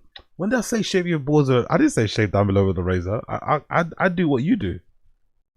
I don't do anything to my chest or legs, arms or armpits. Crazy. Okay, cool. But like, why you take? I didn't say you should go down with a razor. I'm not gonna then get myself a fucking shape up. I'm not applying a fucking cutthroat to my fucking pubes. Like, come on, man. You guys, man. Patrick Bateman coded. What are you saying? It makes women feel self-conscious. Oh, what if a guy looks after themselves? That's a good point, actually. So if you're too well groomed and the woman isn't, it's gonna make her feel like, yeah, that's I can see that actually. I could definitely see that, because that guy before, he definitely takes longer to get ready than his girl, you know. For me, it's not about being self-conscious. It's just men that think they're prettier than women. But is that even a problem though? If you're a guy and you want to look better than them, I don't know. I don't know, man. I guess because I've always kind of looked after myself in terms of like, you know, hygiene and shit. Like I've been the type of person that takes like 2 showers a day, sometimes 3, wash my clothes all the time, wash my bed sheets. I like to get dressed when I go out and look a certain way. I don't know. I think it's always been a part of the way I've expressed myself. But to be fair, it's also something that I kind of enjoy, you know. There'll be times where I get a trim, I won't go out. You know how some people, especially black boys, they'll get a fresh trim and they'll want to go out and be seen. I just like getting a trim for myself sometimes, you know. Like I like how it makes me feel as opposed to what other people think I look like. But yeah, I don't know. It's weird. It's weird. You take too much care of yourself. You know, like, I don't know.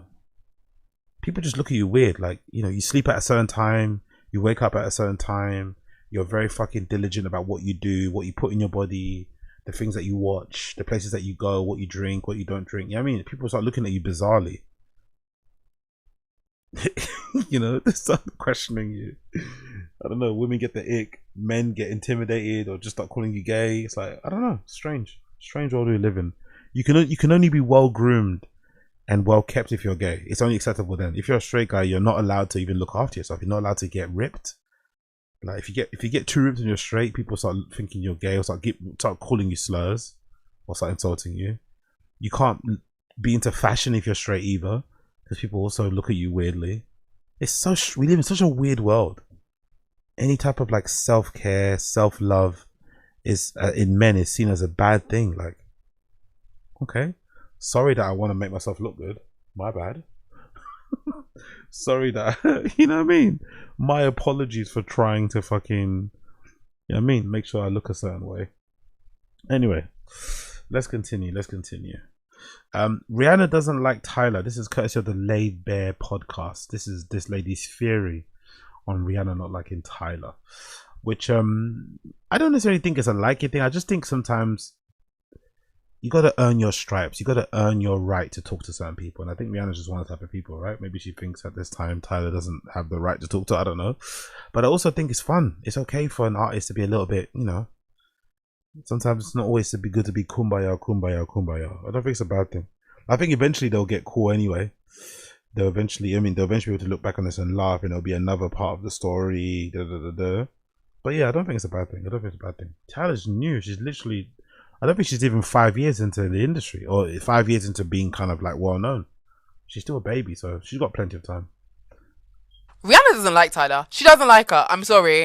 If it was Ira Star that was waiting patiently behind Rihanna just the way Tyla was at the Met Gala, I promise you, Rihanna would have turned around and she would have embraced Ira Star. She would have taken photos with Ira Star. She would have kikied with Ira Star. There would have been videos that would have gone viral on the bloody internet with Ira Star, because Rihanna likes Ira Star. I feel like Rihanna is a smart woman. She knows what a photo opportunity means. She knows what it looks like if there's a video recording that gets released and goes viral of them two together at the Met Gala of all places. She is very aware of what it means if her name is right beside Tyla's, or any pop stars for that matter. It doesn't feel like she wants to give that clout over. And I generally feel like not only does she not like the girl, she probably doesn't appreciate the comparison. And let's be real, if someone is often described as the OG and they're saying this is the new Rihanna, when Rihanna has not died, Rihanna is still with us. I don't know if I agree with that. There might just be a personality clash. You never know. It might just be someone just not vibing with someone's personality. The way that Tyla's spoken about her race, maybe. I don't know. You never know what's going on. I don't know. If it was me, I wouldn't worry too much if I was Tyla why Rihanna doesn't like me. Just concentrate on the work. Concentrate on putting, like I said, I think Tyla is spiritually a Rihanna regen. I don't really think it's that important. Just concentrate on the work. Become undeniable. And eventually Rihanna will have to pay attention to you at some point. That's just how it works out. There might be some competitiveness there still. I don't really get why that makes sense, because Rihanna's like almost retired from music basically, so I don't get why she'd still be competitive or be annoyed that she's being compared to her, or people are looking at her like she's the new Rihanna. Why would that bother you when you're not in the arena anymore? Who cares? But hey, people are different, especially women. But I don't really think it, if it was me, I wouldn't spend that much time worrying about why someone doesn't like me, because it's not really rooted in anything anyway. I wouldn't take it too seriously. It's not rooted in it. Like, unless something happened between them behind the scenes that we don't know about, it doesn't seem like it's rooted in anything. So if I was her, I'd just focus on being undeniable, putting out great albums, putting on great live performances, great collabs and shit, and just letting the artistry speak for itself. And eventually, people like Rihanna will come around. Eventually. And even if they don't, it doesn't really matter. Do you know what I mean? It doesn't really matter. I don't think a lot of kids, I don't know, do the kids that like Tyla even know Rihanna records? Like, time has moved on so quickly. Rihanna's been out of the game for so fucking long. Do the kids that like Tyla even know who fucking Rihanna is, or know her music? You know, so it's like, that doesn't really matter in a long scheme of things. You know what I mean? Like, Just focus on the work. I think it's refreshing though to see, like, in general. Sometimes, you know, these artists like to pretend they're all friends and do the whole fucking kumbaya thing and do the whole fake friends thing. Sometimes it's refreshing to see. No, there are sometimes personalities that just clash for a sec. You know, there's sometimes at work you can just not get on with somebody, not because they did anything bad to you, because you just don't get on with them. It's okay. You're allowed to just not get on with somebody just for the sake of not getting on with them. That's perfectly fine. Doesn't mean you hate them. Doesn't mean you have to fight. Doesn't mean it's anything that deep. It just could be your personalities don't, whatever, for whatever reason, off the bat, just ride with it. It's okay. Is a billionaire. She hasn't gone anywhere. So I think that would be something that would irk me. And I know people are thinking, well, do you know what? You know, women should support women. No, I don't always agree with that. Women don't always have to support women. And I find that we always do this when it comes to female artists. We saw it with female rappers. Now we're seeing it with your singers. We don't do this to male rappers. We don't do this to male artists. We don't do this. That's a horrible comparison. There's less women probably at the higher levels. That's why they say women should stick together. Because at the end of the day, you need each other. You need numbers to kind of protect yourself from men, because men obviously are stronger, whatever else they may be, and maybe more powerful positions. They can take advantage of you if you guys are not banding together and supporting each other, even if you don't like each other. It's actually way more important for women to band together in the music industry, especially that's inherently very predatory, to band together to help each other out, especially if they don't like each other. It's actually more important to support other women that you don't like than to support ones that you do like, because you're probably going to run into the same issues that they're having, even if you don't like them. Imagine if one comes out and you don't like them and they're having issues with the label, having issues with fucking, you know, abusive, harassing fucking male executives. You're probably going to have the same issue they're going to have. So it's actually important you stand up for someone that you don't like, to advocate for things, to bring light to things, so that other women, other girls behind you don't have to go through what you go through. That's a horrible thing to say, honestly. Really, like, oh, women should support. No, you should, especially in the music industry. Maybe not in life in general, right? Not, oh, just believe a woman. No, but like in industries like the music industry that are inherently predatory, that are full of fucking, you know, abusers, rapists, harassers and shit and diddlers, women probably should be having each other's back, especially if you don't like each other.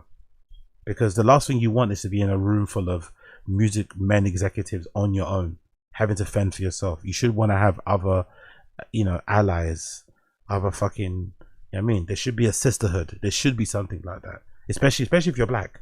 Even more so if you're fucking black. Like, God almighty, this is horrible advice. This is a horrible take. This to male producers, we just don't. But there's this forced expectation on women to constantly embrace the younger generation. You don't have to embrace them and love them and collaborate with them, but I do think there should be always like a, hey, I see what you're doing, acknowledgement, I got your back. Even though you don't rock with each other, that should be that. There shouldn't be this divide where it's like, I mean, that shouldn't be it, because someone's going to get in between them and it's going to stir controversy, have them pitted against each other, hating, whatever. It's just not necessary. So you don't need to fucking make songs together, but being antagonistic to your fellow woman, to your fellow sister, is fucking crazy, especially in the music industry, considering how many horrible fucking stories there have been of women over the years getting taken advantage of. Like, it's absolutely insane. Maybe she doesn't want to. Even though Tyla didn't necessarily come for Rihanna, I feel like because we live in an internet age where we can clearly see that there are teams, there are stands, and they are looking to feast on anything you give them, you have to be very careful with what you give them. Or not. Why do you have to think of the stands? Fuck that. The stands are going to do what the stands are going to do. You shouldn't be thinking about how you move in the industry or in life in general as an artist based on what the stands may or may not do. Fuck being fucking audience captured. That's what K-pop people do. Like, fuck that shit. Operate how you want to operate. Like, if anything, your stands would love you more if you just operate the way you operate without being inherently influenced by what they say or do, how they expect you to act. Like, fuck all that shit. Fuck what the stands might think or do. Do you. Fuck what the stands might think or do. Do fucking you. Again, I don't know if there was a hidden agenda or if Tyla was just a bit naive. Everyone knows that if you give Stan something to look at, they won't just look at it, they will dissect it. You don't even need to dissect it to know that it's evident that Rihanna clearly does not like Tyla, because that's what the video told us. The video said, like, bro, this lady doesn't have time for me. You're telling us that one of the biggest pop stars in the world doesn't have time for the new gen big pop stars. You're basically telling us that she don't fuck with you. Yeah, I don't care. I don't really care, to be fair. I really don't give a fuck. I love Tyla. I love Rihanna the same way. I don't care if they don't get along or do get along, but I don't think you should be advocating for or championing for women to be pitting themselves against each other or not having each other's back. Like, that's fucking crazy. You don't need to be friends, but you should be having each other's back. This is a horrible take. Pick up the stream chat. What are you guys saying here? I sent them a link. You sent me a link, Shades? Do you send... Who's me? Who's him? Me? You talking to me? What link did you send me? Sorry, I didn't check. What link did you send me? You sent me a link. Well, on Instagram or something. Let me see. What link did you send me? What link did you send me? Oh, there you are. What's this? 2 days ago. Sorry about that, brother. What did you send me? Is that you? Is that you? You sent me something? What's this? Oh, what's this?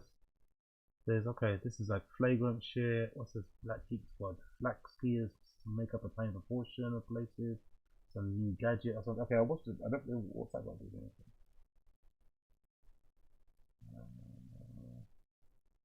What is that you sent me? So what did you send me? Is that what you sent me? You don't have to use. Is that what you sent me, Shades? What did you send me? Or did you send me on Twitter or something? Is that what you sent me on? What did you send me? You said you sent me something. Let me check my chat. Maybe you sent me something on Twitter. Nope, nothing on there. Okay, whatever. Let's continue.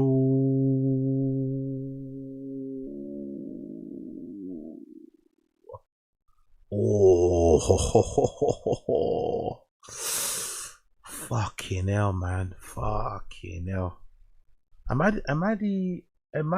the only person? Who? Oh, that's two different people. Shades Cow and Shades Dent. Oh, my bad. I thought it was the same person. My bad. I honestly had no idea. Jesus Christ, my bad. Honestly, the wrong person. What? Okay, cool. Oh, honestly, didn't know that. Different person.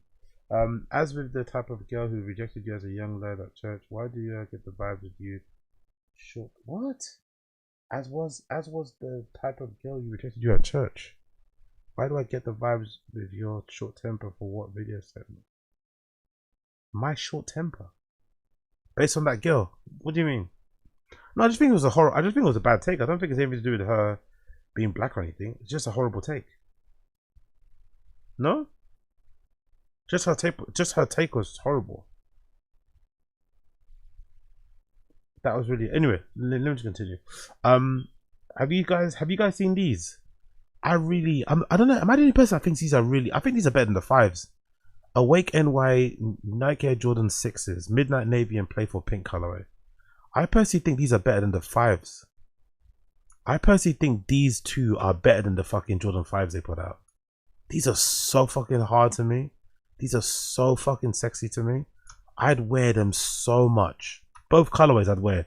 The fives, I think the best colorway was obviously the pink. But I think these both colorways are hard. The navy or the pink go crazy. They're so good. If anything, if I was being picky, I'd say I wish they would make the pink that heel color at the front. You know, it's more of a like a lighter pink at the front. I wish they would swap it the other way around. I wish the toe box, the front area was more bright as opposed to the back. I'm sure there's a reason behind it, but I wish they flipped it around. It's a really nice shoe, man. Really fucking nice shoe. And I love how they've got the fucking A on the side here, right? With the fucking perforations here. Oh, no, that's been lasered actually. It's been lasered in there, the A's not perforations wise. I think I did that on the 5 with the little dots. You got the classic infrared midsole, which is this is a clever touch. Big up Angelo back. This is the really clever touch. Because the classic color of the 6 is the infrared. It's either that or the fucking Carmines, right? But the infrared 6s are the classic colorway. And that has obviously the black with the red spickle. So I love how they kept the midsole, outsole unit of a Jordan 6 infrared, but then just did the edit obviously of the colorway on the top or the upper. That's a really clever thing to do, because that's the iconic midsole that everyone recognizes. Sitting on that colorway, it's hard not to like it. It's impossible not to like it, basically. The outsole as well is kind of, I feel like this is not, usually it's kind of more clearer. I feel like this has kind of been, maybe this is more of a, what you call it, an off-white color. I feel like the regular Jordan 6 infrared sole out, so at least these bits here are a bit more clear. It's a bit more of a see-through type of thing. But it's more, but I think they did this particular colorway to make it look more vintage, to give it like a vintage kind of like, you know, stored look, whatever. The heel as well is great. The logo, you got the fucking classic Nike Air type of logo, but instead of Air it says Awake at the bottom here. The stitching's a bit janky though, so this might make opportunities for people for fakes. The stitching is really janky on these. I don't know if these are fakes or if these are, I think these are legit pair, but this is why it's going to be really hard to not get fleeced or to not get fucked over by someone selling a fake pair, because the stitching on these two don't really match at all, especially the Nike and the Awake. Look at the lack of lining up. The Nike quality control is really bad because these are legit shoes. So that's why the Chinese fakes are so hard to spot nowadays, because the legit shoes you get from the actual Nike look like this. The finish, look at this, look at the fucking, the weight of the N on both of these isn't right. Like the weight on the left one is a bit high, a bit more than the right one. It looks like the swooshes are slightly a different shape as well on the left to the right. There's not a really good aligning of the W here. The W is like it's floating, right? The W in the Awake is floating.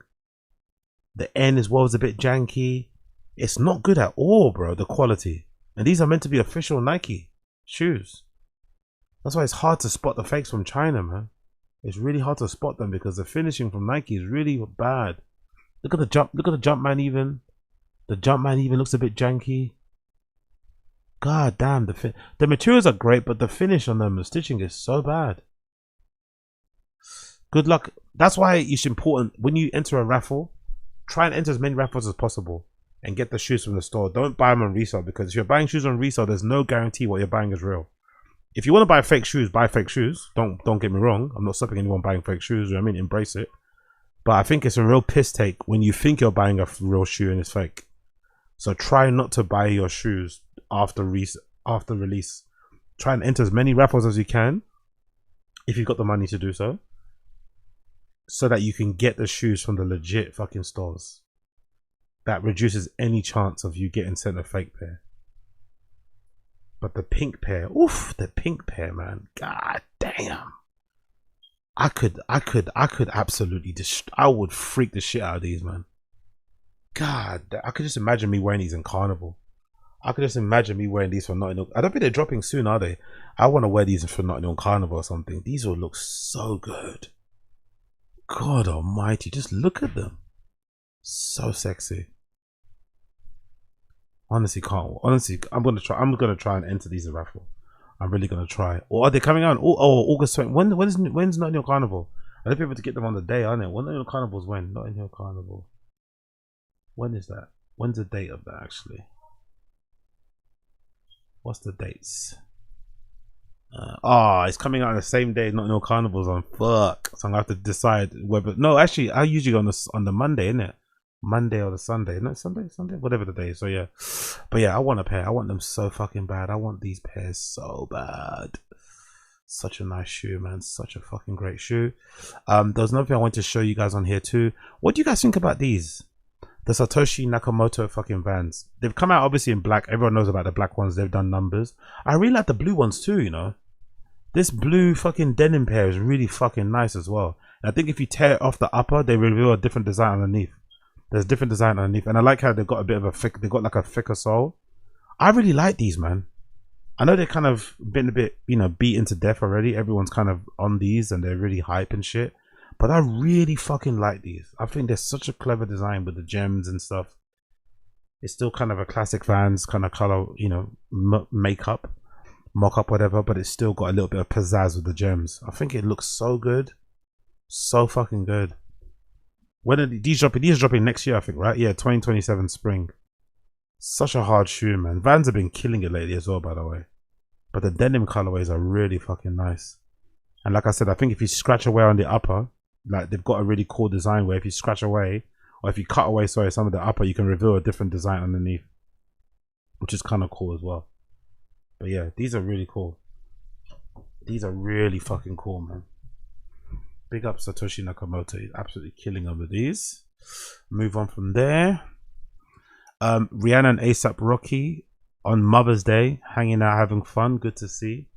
After all the Tyla drama, they're out cheesing and shit.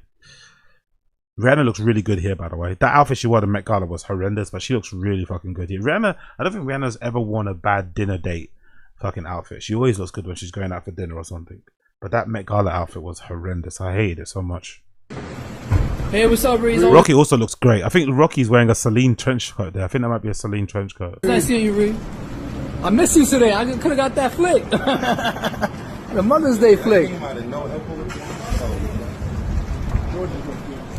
Ree, I get that Mother's Day flick later. Just look over the shoulder. Just one for me, Reed, please. Always looking fly, Ree, with the Love flowers. you, Yes, sir. Good, Rocky. What's up, Rocky?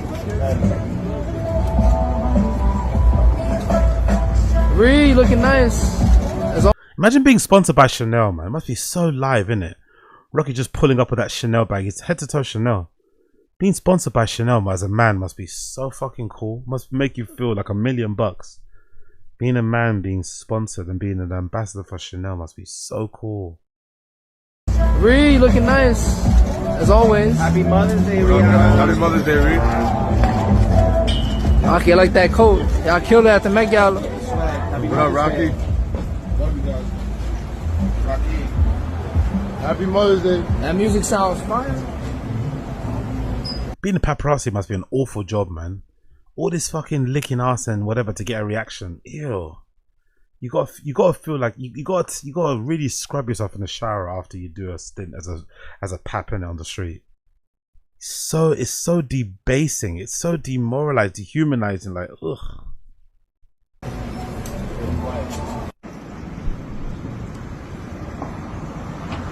Just sitting outside as they eat. Like, it must be being a celebrity kind of shit, innit? Being a celebrity is kind of shit. Being a celebrity is kind of fucking shit.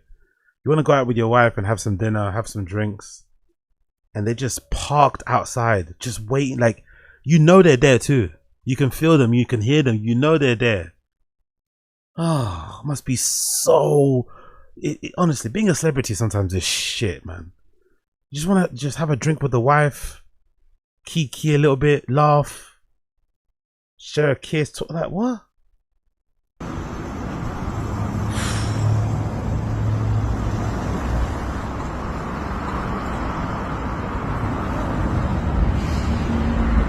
Just standing there, zooming in on them and chilling. I don't know. Leave them alone, man. Leave them alone.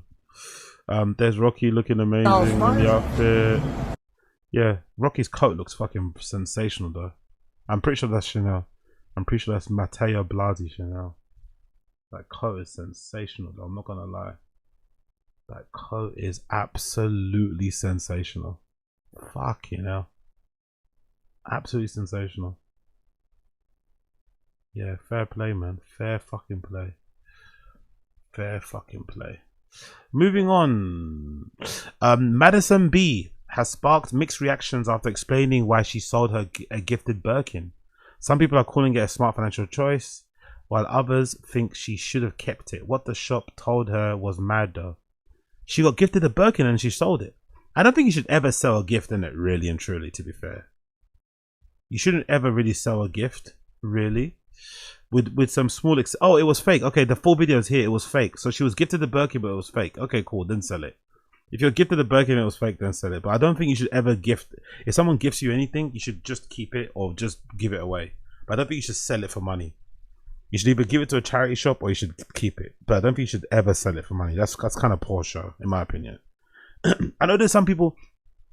Let me know in the stream chat. I know there's some people that when they give gifts, I don't know if you heard about this, people in the stream chat, or people watching after the fact, or people listening to this after. Make sure you let me know if this is true. I've heard of some people, when they give people presents for their birthday, they'll just include the receipt in the gift, just in case you don't like it and you want to get something else. They'll just leave the receipt in there. Like, don't worry, if you don't like it, just get a refund and whatever. What do you guys think about that? I think that's still a bit, you know what I mean? Make more effort and pick something that they're gonna like. Like, that's a bit of a cop out. I'll just leave the receipt in there. If you don't like it, just go get something else.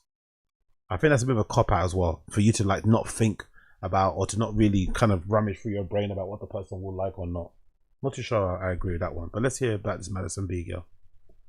That's why I wanted to sell the Birkin. Funding my own career has been a lot.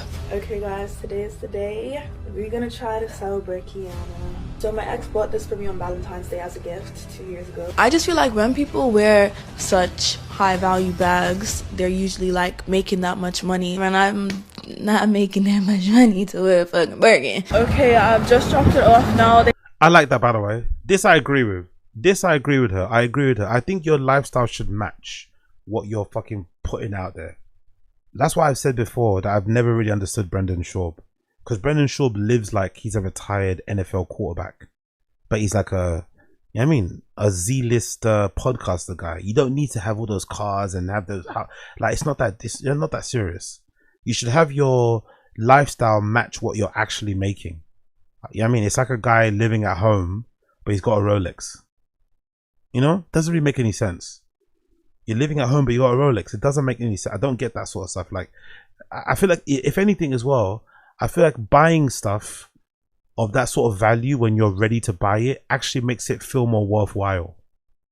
If you're fucking trying to stunt with a Birkin and you're some girl fresh out of college, working 2 jobs while also trying to make your influencers thing happen, it's not going to hit the same. But once you finally quit your 2 jobs because your influencer thing is picking off and you've been signed to an agency and you've been flown out by a couple of rappers and shit, then buying the Birkin's going to really hit. I don't know, maybe your brand is starting to sell out. Yeah, then you buy it. But you don't fucking start buying Birkins when you just started selling 50, you just sold 50 t-shirts on your Shopify. You've just sold 50 heat transfer t-shirts and now you're buying fucking Von Cleef bracelets. That's a bit too much, you know? I don't get why people do that. I really don't understand. Like, I personally I've always thought buying stuff when you can afford it feels way better than trying to stretch yourself to do something you can't. It's like I've heard people go into like places like, people go to like places like Dubai. Dubai is kind of expensive to go on holiday. People will go to Dubai with like £400, £300 in their pocket and try and make that work because they just want to be seen in Dubai. It's like, no, why not save up the money to actually go and have a good time there? Save up a couple of grand, however much it takes, 10 grand, whatever. Wait until you get that job that can actually let you afford to save a big amount of money, and then go there properly. Like, why would you go to fucking Dubai with like $200? Makes no sense. I don't get it. People that live beyond their means are weird to me personally, because it only hurts you in the end. Living beyond their means only hurts you, especially like 2 weeks before fucking payday and you're broke. Don't live beyond your means, man. Like, enjoy the things that you can afford at the level that you can afford them, and then once you can make more money to afford the things that you want, then buy them, and it's going to feel way more satisfying. I have to wait an hour for them to authenticate it. So I was just like, what's the point? Like, not that I don't feel like I don't deserve it, but I don't deserve to wear this yet. Like, I feel like I haven't. Is this girl American or English? What the fuck is this accent? I don't know who this Madison B person is, but what the fuck is this accent? I feel like this is in London for sure. It's very London, the buildings, everything. But is this girl American or is she fucking from the, like, what the fuck is this accent? Like, I want to do it for myself. An hour later, I ate my flat iron. I got a message talking about you come back. They sent me the file. Oh Great no! news. I just lost 500 pounds and a bag. So it's fake. Shit. That's kind of. I've reviewed the pictures. Okay, cool. So her boyfriend got, okay. That's cheeky. I don't know. To be fair, anyway, I don't know. Girls are weird, innit? I don't think I'd accept a gift like that for some guy that I'm dating anyway. If I was a girl, like, that's a bit much, you know? It's a little bit inappropriate. I won't say inappropriate, but it's a bit much. Would you, like, as a girl anyway, like, would you really accept? Like, you're just dating something, he just buys you a, like, aren't Birkins like 30 grand, 50 grand plus? Huh? Like, that's a weird gift to accept anyway, but salute to her though, I guess, isn't it? If it's fake, then it is what it is, but I don't think people should be selling gifts. Don't sell gifts. Give it away to a charity shop or something. Give it away to somebody that you know would want it, you know, but don't sell it. I think selling gifts is really, really bad karma and bad vibes and bad all around. I don't like it, but hey, what do I know? Nothing. Yo, free fucking Big Tobes. Free Big Tobes, man. Big Tobes is obviously a rapper from the UK, but he's mostly known for being a bit of a, what do you call it, social media influencer, I guess. He's done a few podcasts and stuff. I think recently he's been on Love Island. I think I saw him on or something like that. But yeah, he's a bit of a fixture here in the UK. According to Bouncer, he's been arrested because he was smuggling, I think, weed or something. Like, I don't know. This guy, like, isn't a bum from what I know. He makes decent money on social media. He's relatively quite well known here in the UK. Why would you do this? Why would you be trying to smuggle weed from Thailand to Dubai or like what? Like, I don't like. I've always said, right? I personally think when you go to certain countries, you should enjoy what they do there. If you go to Paris, indulge in the red wine. Maybe have a cigarette. Fuck it. Yeah, you're gonna be coughing all night, and it's gonna set you back 25 years. But fuck it. When in Rome, do as the Romans do, as they say. So if you're in Paris and you like to drink red wine, drink the red wine. But I don't think you should take your habits everywhere. If you go to a different country and their rules are different when it comes to weed, just leave the weed alone for the time that you're there. Do you know what I mean? It's like going to Greece and it's like going to Greece on holiday and only ordering double cheeseburgers. Maybe sample the Euros, man. Sample what they eat there. You're in Turkey, eat what they eat there. Like, drink what they drink there, the teas or whatever it may be. Don't take your habits and your fucking addictions over there. Like, it's not necessary. It really isn't. It's like I've got some friends of mine, you know, DJs, wherever they go in the world, they have to score. They have to go get a baggie. It's like, it's not that deep, bro. You can leave the baggie for home. Not every place that you go to, you have to fucking find the fucking baggy person. Just allow it. I don't get it. I really don't get people who are like this. You know what I mean? Like, and also weed isn't that, honestly, I've smoked, like, I've had my fair share of smoke. It's not that great, man. Honestly, it's a bit overdone as well, the weed thing. It's okay, but it's like, come on. You don't need to do it to this extent, really. Come on, bro. Breaking news. The boy Big Tobes has allegedly been arrested and is looking at 25 years in prison. I've got a YouTube video dropping on okay, cool. Let's find out what Bouncer said about it. I'm going to go on Bouncer's channel. It's going to be a bad idea because he's going to be rambling a lot, but let's just find out what Bouncer's saying. Bouncer YouTube. Where is he? Is that him? Yeah, that's him there. Let's see what Bouncer's saying. I want to find out about this Big Tobes thing. Where is he? There is he. Big Tobes. What happened to fucking Big Tobes? What an idiot if he's actually true this thing happened. What happened here? Hey, I'm back, man. It feels good to be back as well. I was gone for a week, done this campaign. Anyone that hasn't seen for hours, just fired, but allegedly and in my opinions, just to make sure I've covered my back. And we got rapper Big Tobes. Now, anyone that don't know rapper Big Tobes, well, he's currently banged up abroad. And anyone that don't know Big Tobes, I know I got the older generation that watch my content, so RIP to my brother Cadet. The other person's Big Tobes. Guess who I'm with? Yo, Big Tobes and shit. Hey, pass me the phone real quick. Ever seen a nigga with the flow this sick? And you see I got the coldest kid. Bro, out of me and you, I go harder. What? How could you get rid of your bid? No way man could believe in your brother. You wanna start cussing? Yeah, right. Alright, let me tell you something. I ain't even gonna cuss him. Why? You're gonna get emotional like a letter to your cousin. Anyways, you know my style. With no beard, they don't know your style. Real shit, they don't. R.I.P. my brother Cadet, man. But anyway, look, that's the boy Cadet, Big Tobes. Yeah, Cadet gone too soon, man. Cadet would have been flourishing nowadays, man. He was so talented. He definitely didn't. He definitely was gone too soon. He didn't really get a chance to really kind of enjoy success of rap music and stuff. He was so talented, man. R.I.P. Cadet, man. This is the boy Big Alright, so I go by the name of Big Tobes.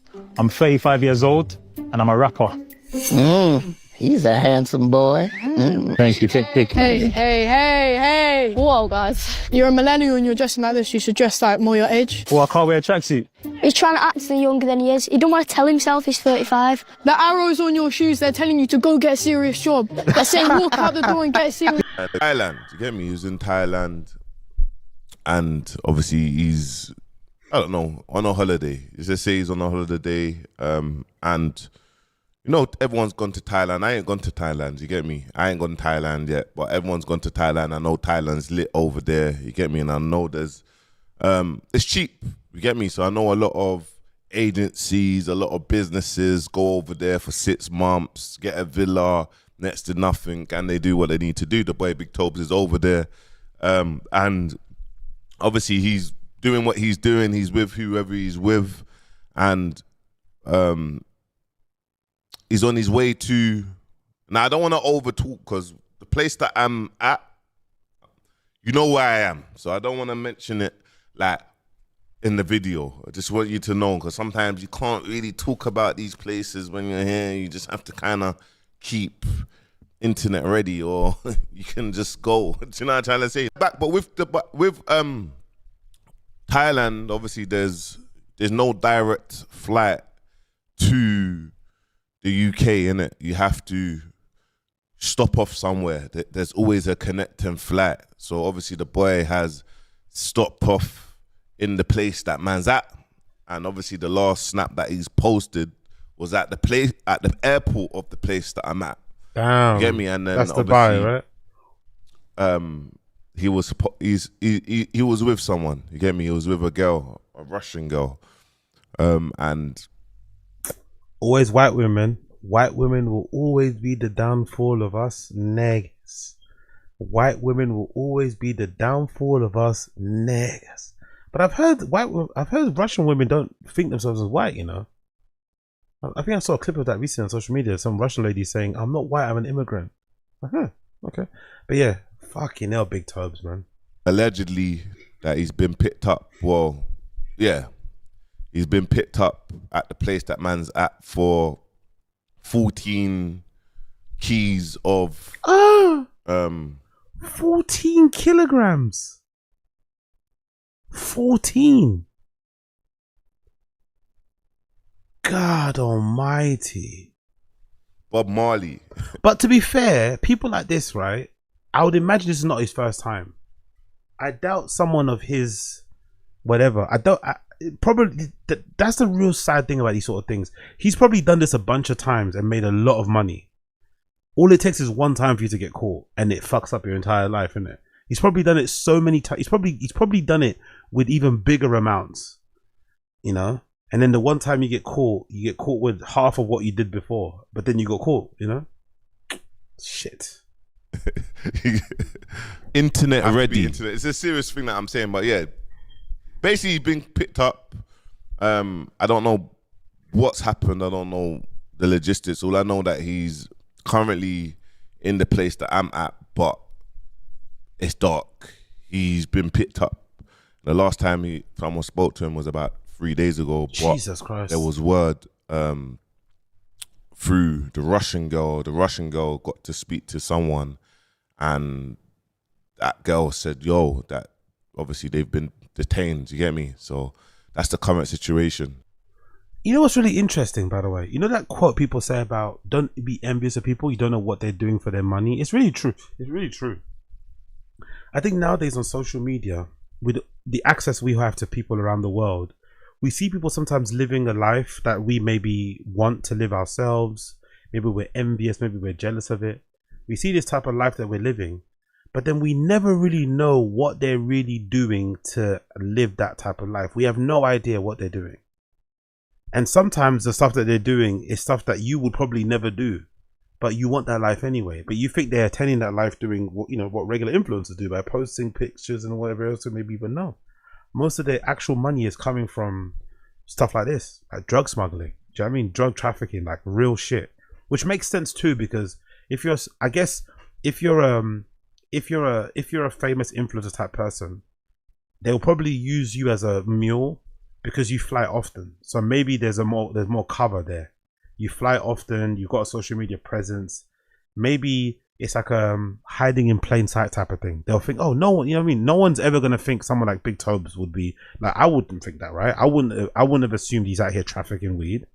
But I guess sometimes if you're the drug smugglers and stuff, you probably want to use someone like a Big Tobes and give him a portion of the proceeds or pay him a flat rate, because it's actually easier for him to get stuff through because he's this influencer type of guy that's flying all the time.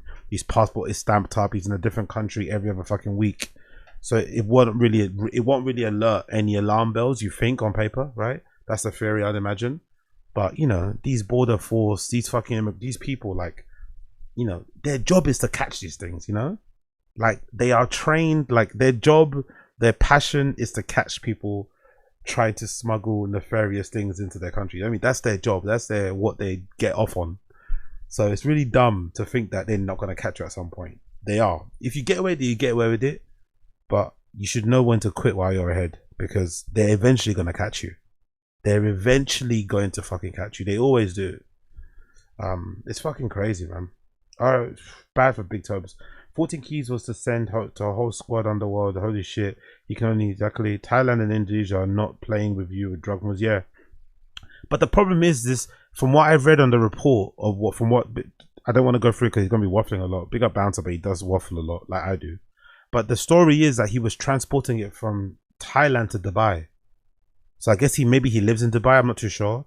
But that's the problem. It's not to do with the Dubai to Thailand. The problem is Thailand to Dubai. Dubai has a zero drug policy, zero tolerance. Dubai, I think Thailand is the place where everyone's going to smoke, no? If I'm not mistaken. I'm pretty sure weed is legal in Thailand. I think a lot of my friends are people that I know that are really into weed. They're going because there's a lot of really popping weed cafes over there and shit. And obviously with the climate and whatever, the strains are meant to be fucking crazy good. But I think the problem is that he was transporting it from Thailand to fucking Dubai. If I'm not mistaken, I'm pretty sure that's where he's fucked up. That's where he's fucking fucked up. I think if he was in Thailand, there's some opportunity for maybe Thailand because I think Thailand's got that new rule, right? No, the new law they put in place where they're allowing foreigners to buy homes. Have you guys heard about that? I know some girl, big up, I don't know where she is. Is she in Thailand? Big up her though. There's just some new rule to invite like digital nomads to go there. Thailand new house buying rule for foreigners or for expats. I'm pretty sure they're like welcoming a lot of like expats and foreigners to come to Thailand. They want to bolster the economy. Am I bugging? Thailand's new property visa. Live here just buy a property. Yeah. There we go. I knew I was not bugging. Thailand's new property visa. Live here just buy real estate. Thailand has a new property visa that allows foreigners to either buy or rent property out in Thailand and gain a long-term stay visa. In this video, we're going to give you a summary. Yeah, I think they're doing that to encourage people to move over there. They wanna have like a lot of. Cause I think they did it in Portugal too. I think they did it in Portugal. I think they're trying to do it in what's that place called? Not Greece. What's that place that Berlin guy moved to? There's a few places in Europe where they're trying to do it. They wanna bolster the economy, and they want to invite a lot of like digital nomads, a lot of crypto guys, AI guys to move over there. So Thailand are doing it because I know a lot of my friends who I know who maybe couldn't afford to move to Dubai. They're all moving to Thailand because they can, you can basically own a home there if you want. You know what I mean? On your like influencer wage or by doing your fucking freelance work, you can literally own a home in Thailand. You know what I mean? Or you could rent a whole house for like $300 or something stupid like that. Of what the visa is not for you. What are your other options in Thailand? So let's get into it. Now this visa, the long stay visa, is eligible for foreigners who want to buy or rent property in Thailand. It was quietly introduced in October of 2025, but there wasn't much news getting around about it last year. More is coming out now in 2026. So what the visa gets you is a 1 year long stay, essentially a tourism visa attached to your property purchase, but it is renewed annually, so it can be used into the future to set up a life out here in Thailand. You can bring family members with you. This includes your spouse, unmarried children under the age of 20, and parents who are aged 50 and above. There is no age restrictions on the visa, which means this is open to young people who have a little bit of money that they might want to invest in Thailand or to rent a property out here in Thailand. If you have the financial means to do it, this program is open to you.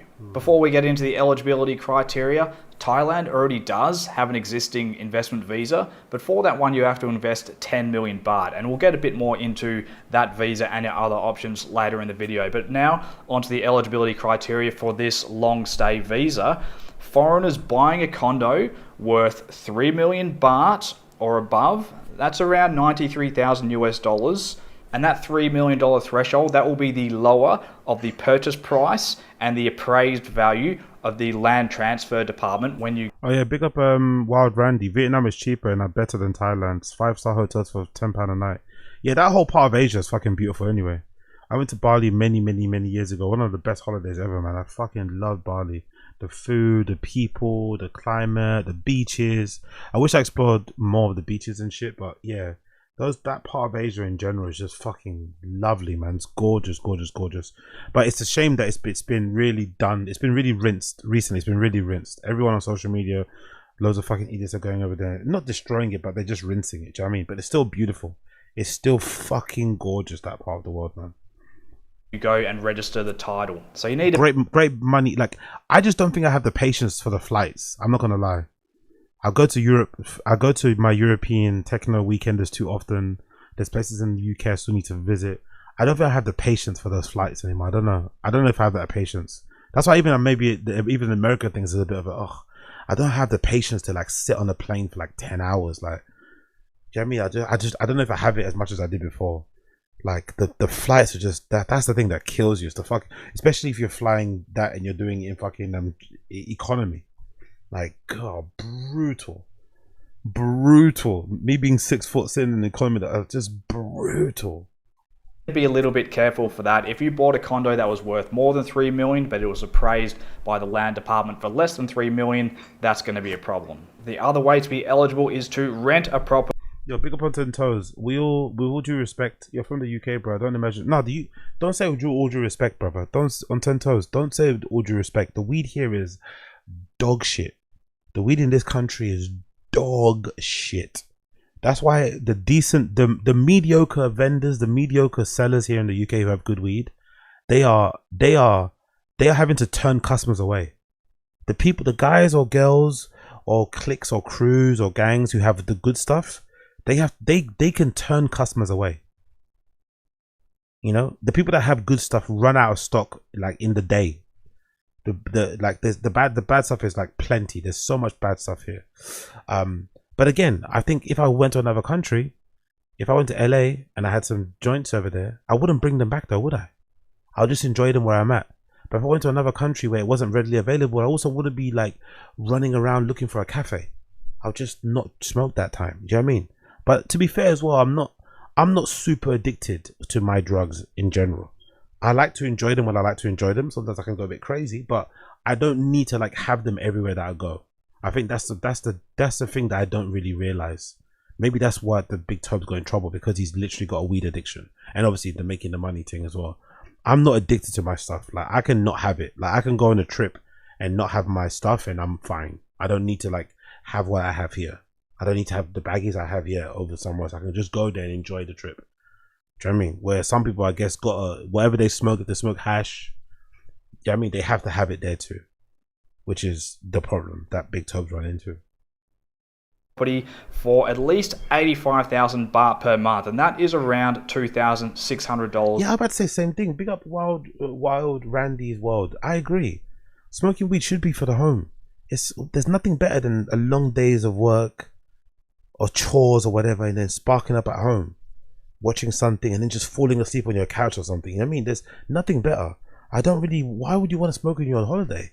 On holiday, you kind of want to be up and out. You want to be doing stuff. You want to be going places. I don't know. You want to be alert for fucking pickpockets and shit. But there's like actually working day to day and then having a joint at the end of the working day is actually perfect. That's actually perfect. Per month. So for the more wealthy, well-to-do expats living out in Thailand, there will be a lot of people who that is not too much of an issue for, particularly for the more high-end properties. Anyway, that's it. Let's just move on from there. So have you guys heard about this, by the way? Audemars Piguet and Swatch are cooking up something major, but what is it? I'm sure some of you guys have heard this news that AP are collaborating with Swatch. Yes, you heard that right. AP are collaborating with Swatch on a special run of watches that are all going to be colored, solid colors. I think they're mostly primary colors, as you can see here, like the red, the greens, the yellows, and the blues. And they're going to be priced between, so I think I read somewhere between $500 to $600, which is a fraction of the price of a real AP.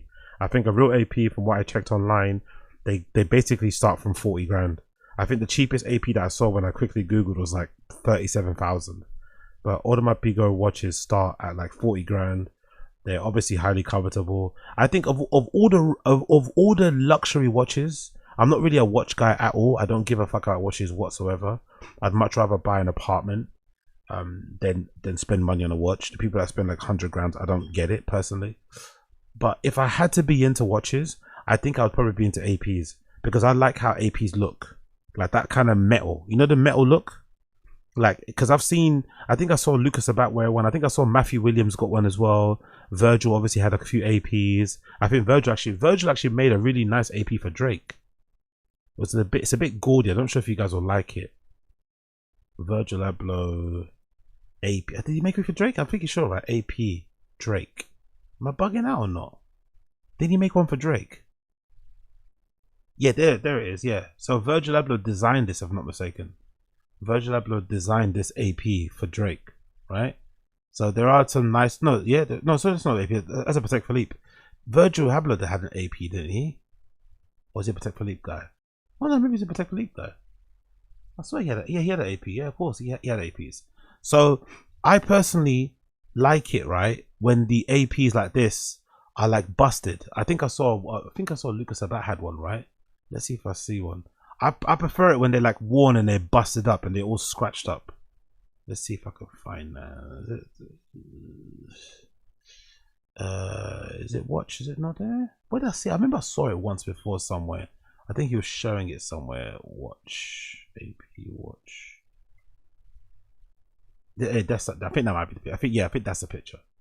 So I quite like when, oh no, that one's got a different face on it. I think he changed that one. Another one. Actually, let me just see this one. What's this one look like? Yeah, you see, well, you can kind of see it here a little bit, but I quite like when it's like that. You know, he's getting kind of fat, isn't it? That watch band is looking tight on him, isn't it?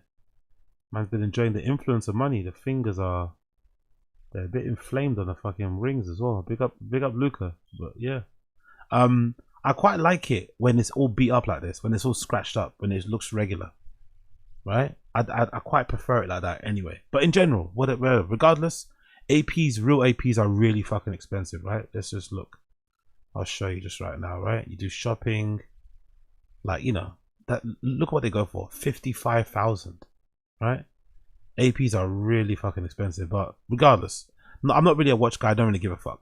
But I thought this was a really smart idea for AP to collaborate with Swatch, because I thought something like this would be a great way for them to not only introduce their brand to a younger demographic, but also just to introduce it to more people. Because I'd imagine there comes a point where when you're selling stuff like this level, you kind of top out when it comes to sales. I'd imagine. Again, I'm just making this up at the top of my head. I don't know if this is true, but I'd imagine there's not an infinite amount of people that can afford to buy these watches. And if you have one, are you really going to buy more? Like, how many do you need? You've only got 2 wrists, you know? So you need to basically get more people buying your things to keep the business afloat. You can't just afford to have the same people buying your watches again and again and again.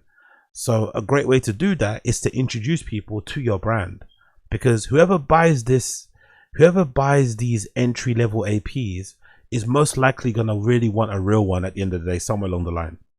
You know, they're definitely going to want one. Once you get a taste of it, you feel the weight, you maybe compare your one to someone that's got one that's like 40 grand. You see the differences. You know what I mean? You're gonna get into it, like, especially if you're buying this at this level. So I think it works to introduce them to new clients, new customers. It obviously works to get just more people buying the watches in general. And I just think for a branding thing, it's also kind of clever and cool, because a lot of these luxury watch manufacturers, they're sometimes, you know, they're from highfalutin families and whatnot. They're a little bit finicky and picky about who buys their watches anyway. You can't just walk in and buy a watch. You have to be on the list, all this malarkey. I like how they just like immediately making it a democratic, even playing field and just allowing anyone to buy it. You know, that's a real cool thing, because a lot of these places are sometimes really, really, really pretentious. So this kind of takes away the pretentiousness of it, makes it just ordinary for everyone to kind of purchase, makes it fun, and I think gonna have a good thing, because it's gonna introduce a lot of the younger fans who'd want a watch like this to get on board with it. And then, you know, you kind of introduce them to your brand, introduce them to your world, similar to what luxury brands and fashion do, what they do with belts and stuff. I feel like they do that a lot with belts and fragrances and hats. You know, like the cheapest thing you can buy maybe in the Louis Vuitton store is a coin purse, but then if you buy the coin purse, you're most likely going to buy a bag in a few years when you start making more money. So it's a smart thing for them to sell you a fucking coin purse for £120, because that's a way for you to get into the world, right? for you to kind of buy into what they're doing. So I think it's a really smart idea, but some people out there don't think it's so smart. Some people out there are really annoyed, are really pissed off, DDG being one of them, which is really fine to see people being annoyed about a brand working on a brand. But regardless, we'll cover all that stuff as we go along. But this is the first article, courtesy of GQ. So Audemars Piguet and Swatch are cooking up something major, but what is it?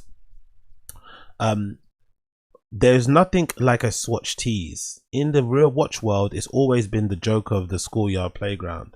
Ace is his or his exam.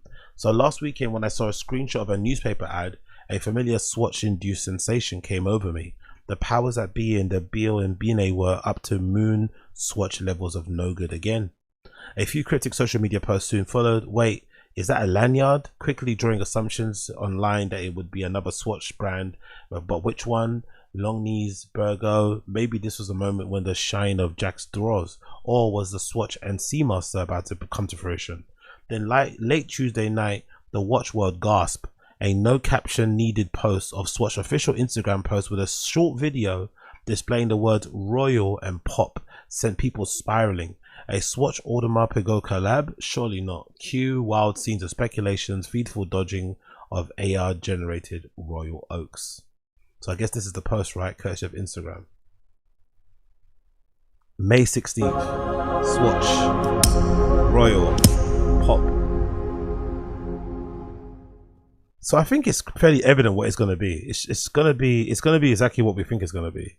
It's going to be, you know, regular APs done in like those colorful colors, maybe cheaper materials. It's a really, really clever color tactic. I'm not going to lie. Very, very clever. Introducing Audemars Piguet and Swatch, disruptive collaboration that fuses joyful boldness and positive provocation with the art. That's a funny word. Positive provocation with the art of holography. Two Swiss icons come together to reimagine a complete new way to wear time and bring future generations to the world. Exactly, future generations. That's what's most important. Future generations, because they can't just be having old people watching it. Because you'd imagine most people that can afford to wear a AP Swatch are going to be older, because the time people, you know, it takes time for you to attain wealth, attain money. So you usually only become richer or whatever when you're older, but they just can't afford to just like wait for kids to get older, because in that time your business might go under. So you have to have these kids buying your watches while they're kids, you know, and then slowly but surely as they get older, they can afford the real one. So it's actually a smart decision. I'm not going to lie. I like it.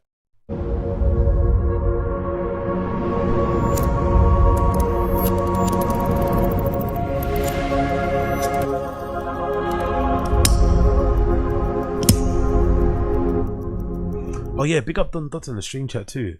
I can't wait to see the videos of fights breaking out in the Swatch line when this comes out. Yo, did you see the fight? I didn't cover this, but did you see the fights that were breaking out in New York over the fucking Palace Air Max 95s?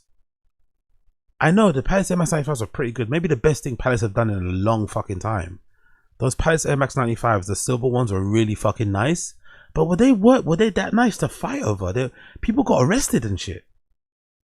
Like the new, like people are like, if people were fighting and getting arrested over Palace Air Max 95s, I cannot imagine the violence and the public disturbances and nuisances and issues that might align when these go live. Like, people are insane. Oh yeah, true, they're fighting for the vans too, innit? The Satoshi Nakamoto ones, the fucking gem ones, the black ones. Yeah, they're fighting for the vans too. People are crazy out there, man. Like, people need to relax. Now Swatch has officially confirmed whatever is dropping on May 16th will be an Audemars Piguet. Expected to see even more of those AI mock-ups. No doubt Swatch's... Oh, so we haven't actually seen what it actually looks like. So all those things we've seen online are AI mock-ups. No doubt Swatch's group's CEO, Mr. Nick Hayek, and his AP counterpart Ilaria Rosetta will be sitting back enjoying all the renders. Some people are predicting a wristwatch, some people are reading a lanyard being a pocket watch of sorts. What we do know is that Swatch and AP collab involves a Royal Oak pop model lines. It includes a lanyard. Also, it's going to be a lanyard and a watch. That's lame. It can't be anything other than a pocket watch, and I assume one of the interchangeable bezels similar to the existing Millie subboards. For another fine, so no one actually knows what it looks like. So all those things I've seen online are just mock-ups. Okay. For another fine Tim in the industry, Vox, he believes that this week's hype has overlooked the significance of the pop in the teasers. As someone who's always loved vintage swatches, that's the detail that immediately came to mind for me. He says the original idea behind the swatch pop treated the watch as more of just something to strap to your wrist. You could pop the case. Oh, that's true. I remember those watches. That's actually a good point. Let's see. Swatch pop. I do remember those watches actually, that you could customize the fucking face of them, right? Swatch pop watch. Yeah, I remember these watches. I do remember them. That's actually a good point. Maybe so it's gonna be something like this, vibe wise, I guess, like customizable and shit. Interchange the band and whatnot. Okay, I'll wait and see. You know, this type of thing, Lil Uzi. These are the type of watches Lil Uzi Vert will bust down. These are the type of things Lil Uzi Vert would bust down or something. I'm pretty sure he would. You know, I'm surprised there's not a rapper out there busting this down. I don't know, Fake Mink or somebody. These are the type of watches you think a rapper would get and just like, you know what I mean? Just flood the face with diamonds. Just make it look awful.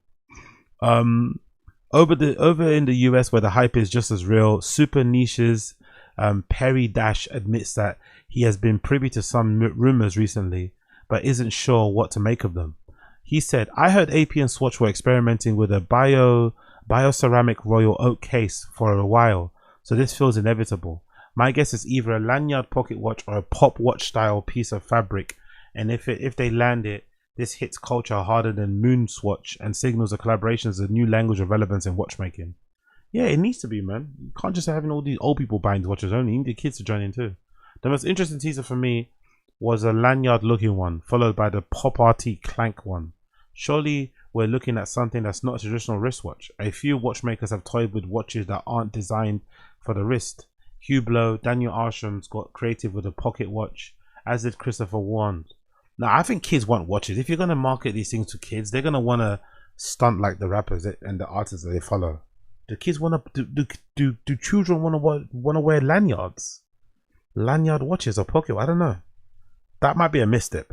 If they're gonna kill this collaboration, it just has to be like a, you know, a regular AP with like cheaper materials but like in bright colors. The colorful straps make me think it's a less serious Royal Oak homage and more of a fashion object, a Miu Miu coded Royal Oak charm. That's the box, I think. Today's official confirmation doesn't tell us much, but it seems to confirm the name of whatever is being teased. So there's no actual official confirmation of what it's going to look like. We're all just fucking guessing. There's no actual official word of what it will actually look like. Let's go on the Swatch Instagram again. Huh. Interesting, isn't it? They've got everybody in a tizzy, but there's no real official look of what it actually looks like. Clack. Please don't be a Royal Oak pocket watch. Yeah, exactly. People are saying in the comments, please don't be a Royal Oak pocket watch. So what's it gonna be then? I wonder. Yeah, it's a pocket watch, isn't it? It's gonna be a pocket watch, isn't it? That looks like a lanyard to me. No, please, no. So it's gonna be a pocket watch. Oh, that's a bit shit. That's a bit shit. I thought it was gonna be like a Swatch watch version of a fucking Royal. Actually, this is nice. Whatever this is. From the sea to the, this is what, a scuba. How much does a scuba go for? I quite like that scuba. Swatch scuba. How much is that? Those colors are nice and bright. So if I miss out on the AP one, I'll just get a scuba. How much is a scuba going for? 135. That's quite nice, isn't it? I ain't mad at that. Ooh, that's actually kind of cool. Especially that lime green color, the orange. That's actually really nice. Oh, that purple is actually really cool too. What is it? How much is it? 135. They said, right? Shop. Let's see how much is selling this scuba one for. 135. Not bad, isn't it? So if you, I don't know, if you miss out on a fucking AP Swatch, just get one of these. Comes in black, orange, purple, lime green. There's a white version looking thing. Nah, these are hard. This is actually kind of hard. I'm not gonna lie. This is actually a good fucking substitute. Not really. If you don't get an AP, you're gonna be pissed. But if you're queuing up and you have to leave with something, get one of these, isn't it? The pops of color, therefore, and the prospect of some colorful Royal Oak's US counterpart, Cam Wolf, giddily excitement. Audemars Piguet is already one of the most forward-thinking brands when it comes to chopping and screwing their flagship models, so the brand's previous work with ceramic could be extremely relevant when it comes to the collaboration. We've already seen Royal Oak turned out the monochromatic blue, white, black. Working with Swatch could give AP license to spin the color well even further. Okay, let's see what they do. But there's no confirmation. No one knows exactly what they're going to do. Everyone's just... But then here's another article. Confirmed. Royal Oak put launches. Confirm what we know. What we can expect from the launch. That's a mock-up, right? That's a concept render. Before the speculation, Audemars Piguet Swatch is officially co-branded. The product name is Royal Pop, registered trademark. Launch date is the 16th of May. It launches in-store only. What's pushing the shift? Free scenarios. Okay, free scenarios from this website. Scenario 1, modular 2-in-1 pop watch swatch. The watch head is an octagonal Royal Oak shape in bioceramic, pops out of its housing and spins with multiple wearing options. A wrist strap housing is traditional wear, a lanyard for a pendant. Oh, okay. I quite like that idea actually. That's actually quite smart. So this person's hypothesizing that it could be one of those ones where you can wear it as a lanyard or wear it as a watch. That might make more sense. So the strap will probably be a fabric. It'll be a regular AP kind of, you know, face, that kind of whatever bioceramic thing. And then you can wear it as a lanyard or you can wear it as a watch. That makes more sense. That's a kind of a playful kiddie version. This satisfies almost everyone. Wrist buyers can still wear it on the wrist. The pop art popping mechanism becomes a core of the product story. The 8 teaser lanyard becomes an 8-color variant. AP gets category separation from the Royal Oak. True. Scenario 2, pure pendant or pocket watch. No wrist option at all. Octagonal Royal Oak case with no lugs, ships with a leather lanyard worn around your neck or carried as a pocket watch.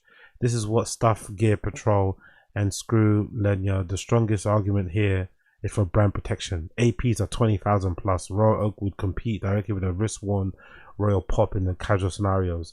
A pocket watch format avoids that. Oh, that's true, isn't it? Because if you do make that Swatch AP, you're kind of cannibalizing your own. I don't know if that's true though. I think people that want to spend 20 grand plus on an AP are gonna want to spend 20 grand plus. I don't think a colorful, bright Swatch watch is gonna be what they want. You know? I don't know. Maybe it's me. The strongest argument against the mainstream Swatch buyers wants is a watch on the wrist. Pure lanyard format is a much harder commercial to sell than a modular product. Scenario 3, traditional wristwatch. A bioceramic Royal Oak interpretation with integrated rubber strap like a moon swatch or a blank pane Swatch Scuba 50 Phantoms predecessor. What's that? What's this? I don't know. I think the worst scenario is a fucking lanyard pocket watch thing. Okay, cool. So something like this. So they're hypothesizing that they might do something like this, where it's like a fabric leather strapping thing, but it's got the fucking classic AP face. I don't know. But people are not happy though. One person that's not happy is DDG.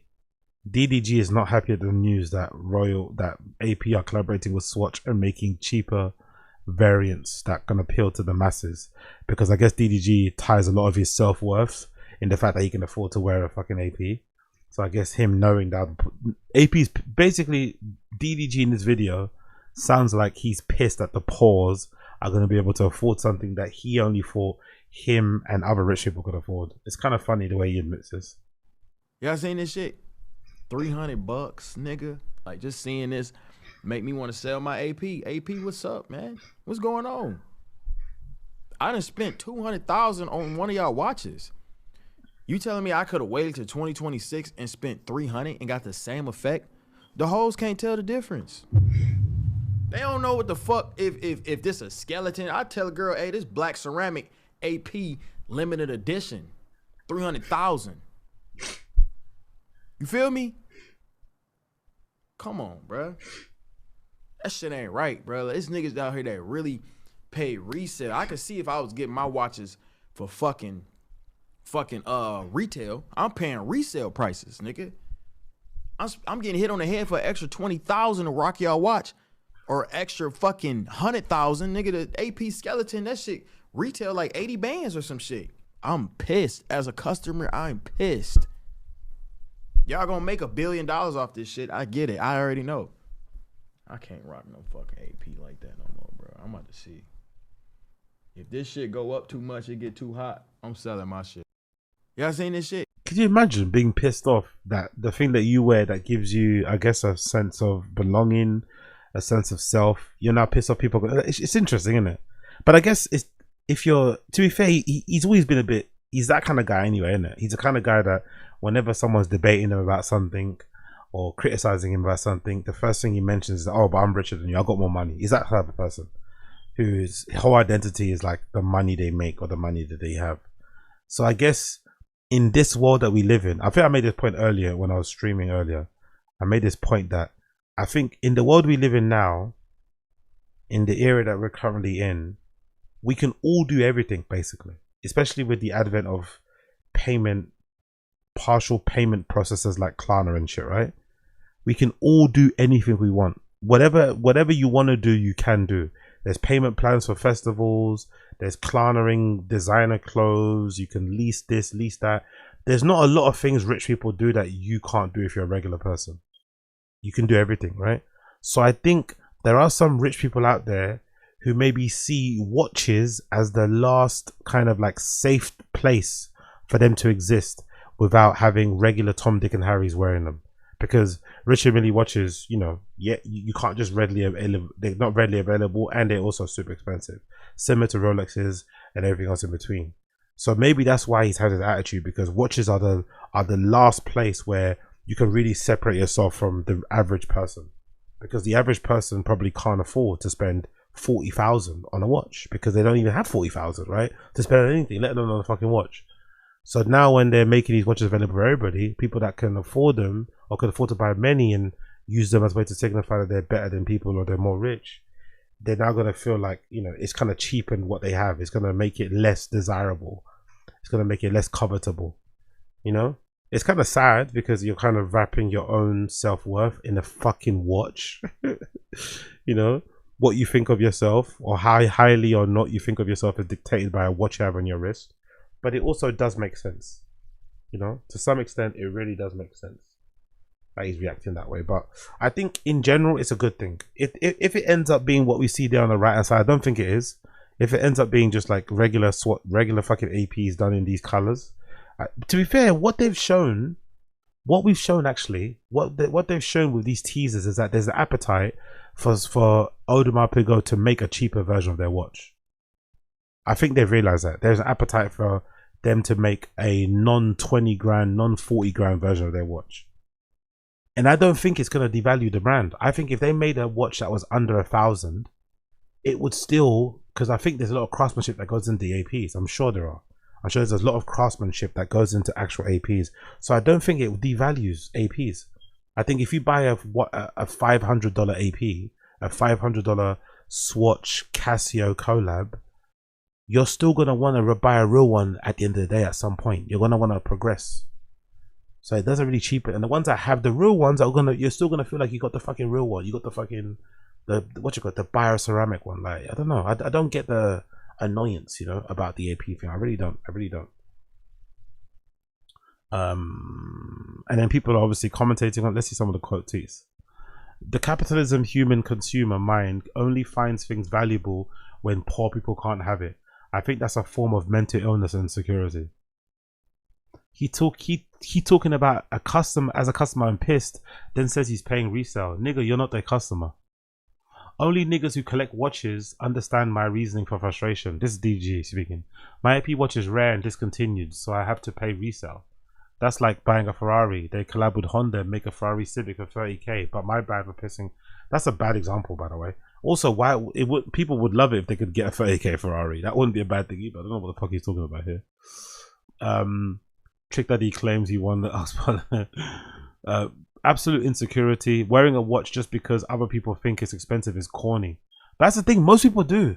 I don't think a lot of these guys wear their watches because they actually like watches. I think they wear them because it signifies that they've got money or that they're rich. That's it. Because when people see a Richard Mille watch, they think of 100,000. That's what I think of. When I see a Rolex, I think of 50 grand. You know, when you see watches, you just think of money. Simple as that. I don't think they wear these watches because there are some people that do. The people that fucking read Houdinki. The people who read Houdinki and shit, I'm sure they're into watches, but most people I think that buy these watches, they're only buying them because they want people to think they're rich. Wearing a watch just because other people think it's expensive is corny. Everyone knows the collab is cheap and the regular ones are expensive. Exactly. The rage is ridiculous. Exactly. The cheap one is a cheap one. It's not gonna ever cheapen the fucking expensive one. It makes no sense. These dumbass niggas will care enough to boycott a brand when it releases a budget product, but not enough to boycott brands that support in modern day Nazi colonial efforts. Capitalism ruined your brain. If you're buying resale, you're not an AP customer. Consumers who use materialism to distinguish themselves from working class are some of the most pathetic elitist losers we have endured during the class war. That's the thing though. I think it's even worse now because the kids who are making all the money, like they're making real good money. Like DDG is like a multi-millionaire, right? Maybe he has no right to, but he is. So these new rich kids, like their brains are fried. Like their brains are like, you know, their brains are like Chrome Hearts, AP. You know what I mean? That's what their brains are like. I don't know whatever brands that they wear, but brands and those things are a huge part of who they are. Money is a huge part of who they are. Like not having money is like it's like, you know what I mean? Like they not even have money, like being rich. Like that's what it means to being rich, like you know, having a black truck just for the sake of it, hiring security so you can feel like a big, like these are the type of kids who get security just so they can feel like they're big, like they are big wigs, you know? Not even needing it, just getting security for the sake of getting security. Niggas is so lame, grown as hell, and wanna gatekeep some shit like this is high school. My bro buys an AP just to impress the suckers. He makes collector go broke. This is a valid response from AP customer. Let's not gaslight them. We all have every money can't never unlame niggas for real. Acting like AP gave a fuck if he's spending brands on pocket. What a lame. If I'm surrounded by people wearing the same $200,000 watch, I'm the one that's wearing my 150 paqueta. I would feel proud to have one less thing common with a room full of rich losers who only like things because they're accessible to others. Yeah, I don't know. I don't think it's bad liking things. I just think it's lame not to like things because other people have it. Like, that's weird. Yeah, I mean, that's really weird. If you like expensive things, buy them, but not wanting to buy an expensive thing because everyone's buying it is fucking nuts. It's fucking nuts. Niggas buying 200k watches to impress hoes that can't pay their rent on time. Meanwhile, complaining to a stream full of kids that probably struggling to put gas in their car.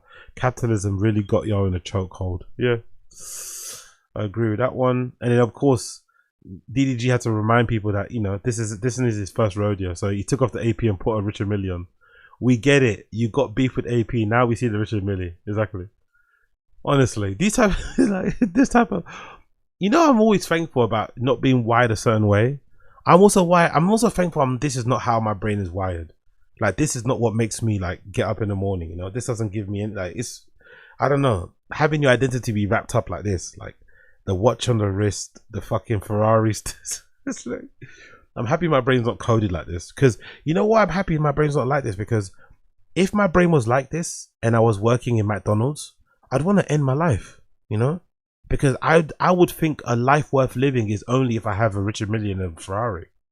I couldn't be content with just working a regular middle, you know, a regular fucking minimum wage job and, you know, keeping a roof over my head. That's the problem with, I think, mindsets like this.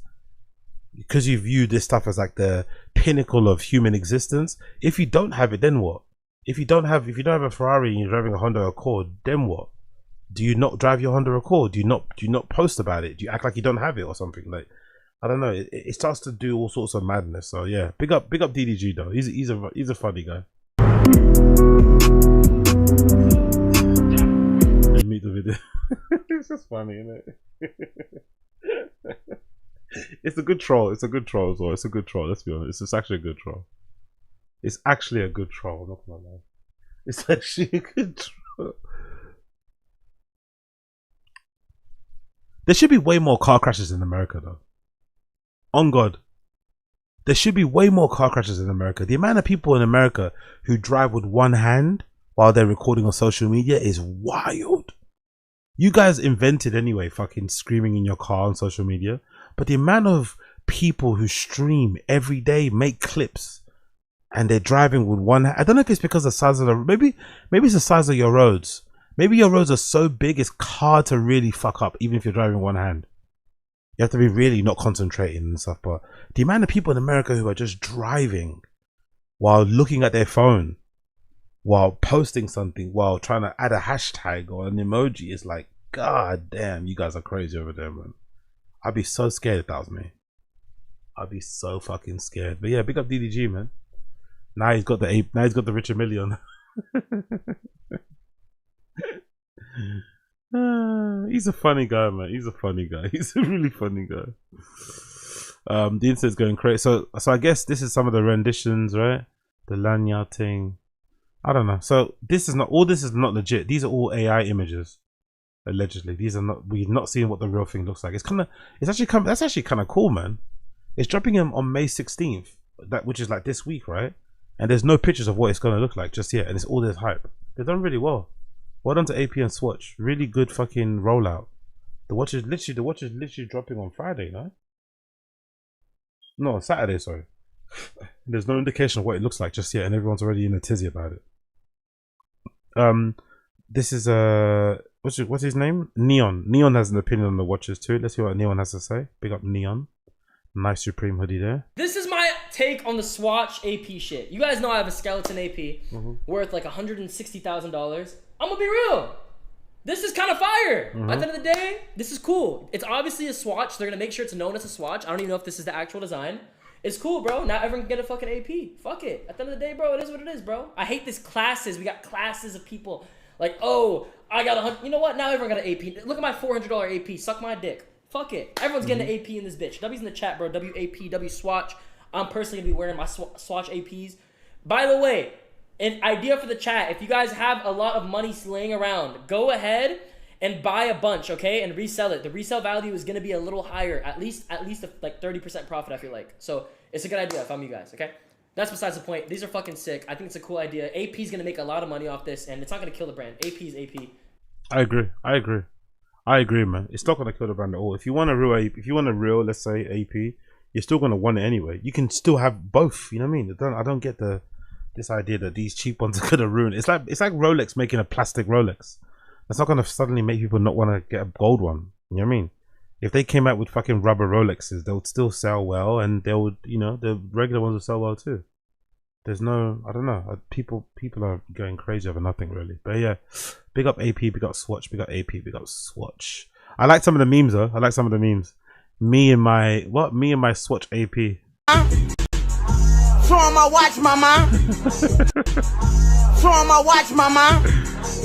I love this. Me when my $400 AP Swatch drops. You identify my bitches with APs. She ain't got an AP, she is not mine. You cold. He cold. She belongs to the streets.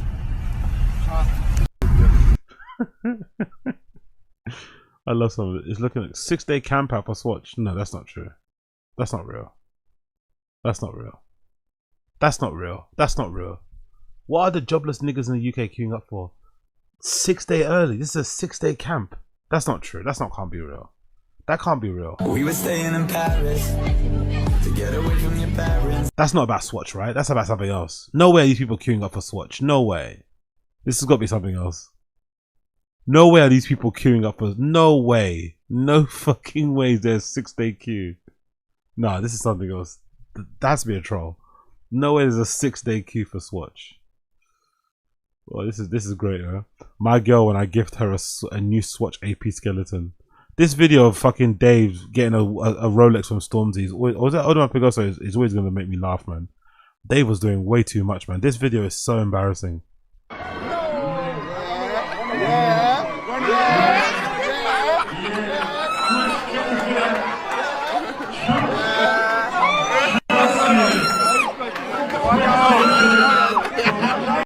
Why is he screaming like that? I never understood. Like, Dave, you're a multi-millionaire too. You could have bought yourself one. I don't really understand.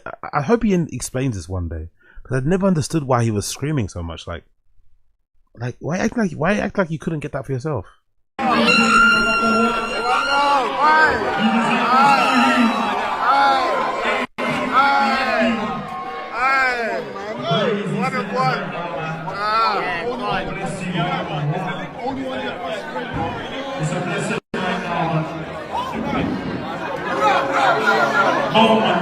Incredible scenes.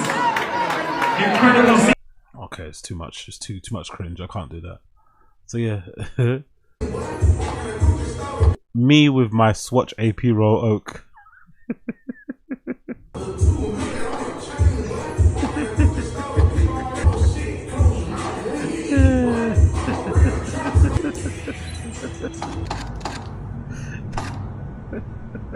So good. When dudes get their first Rolex. Let me use this one. I gotta So see good. why. Only time will tell. Honestly, so fucking good. So fucking good. But yeah, what's that? Just picked up some fine shit from her house after copying the AP Swatch. Taste that rose gold, baby. That's what you call money, babes. Go on, keep sucking it, babes. Suck that. Well, your dick tastes better. Nah, babes, I know my dick tastes better. Okay, I can't do that. Anyway, Real Madrid find Valverde and Tchouameni for row. Let's move on for that. Yo, big up Young God Vibes. Well, go on, Young God Vibes. Hope you're good, Queen. Real Madrid find Valverde and Tchouameni for row. Have you heard about this? This is fucking crazy, man. Real Madrid drama is brilliant. Real Madrid drama is so. Obviously, Real Madrid finished the season trophyless, no trophy. So I think this is why this drama is happening, which again shows you how elite the club is. I think all of this drama is a consequence of the pressure they're all feeling as a club, inside and outside the club, because they finished this season without any trophies. No La Liga, no Copa del Rey, no Champions League, no nothing. And in Real Madrid, this is a big deal. This is like, you know what I mean? Alarm bells are ringing. This is unacceptable. Heads will roll. Players will get sold. Managers will be fired. Like, this is a real big thing. They're a big fucking club. So I think this pressure is what's probably led to the row. I honestly think so, because I remember from back, from a few, not back in the day, for a couple of years or whatever, just keeping an eye out from Real Madrid from afar. I always got the impression Valverde and Tchouameni were kind of good, quite close. They played together quite often. Like, I don't know, especially when they're playing. So it kind of really surprised me when I heard they had this fight that led to Valverde kind of bleeding from the head and shit. Do you know what I mean? It kind of didn't make no sense, because I thought that these guys are actually kind of cool from what I remember. But anyway, let's read the article here, courtesy of the BBC. This happened a couple of days ago, and this is also off the backdrop of what's happening with Mbappe. Kylian Mbappe is also going through. He's having a bit of drama with Real Madrid because they're realizing that he maybe doesn't work well for the team. He's a great individual player. His statistics individually are brilliant. I think he's either scored 40 goals or near to 40 goals in the season. He's obviously a blisteringly great player, but they've noticed when he doesn't play, the team plays better, and they sometimes win as well when he's not playing. You know, they oftentimes win when he's not playing, but then when he does play, they sometimes lose. But he could also win matches on his own. But he also doesn't track back. He doesn't really play as a striker. He mostly operates on the left-hand side, takes up positions where Vinicius should be, and Vinicius is now getting, you know what I mean? It's a lot of drama. So let's read the article. Real Madrid fined midfielders Ariel Tchouameni and Federico Valverde a combined €1 million following a dressing room row between the pair.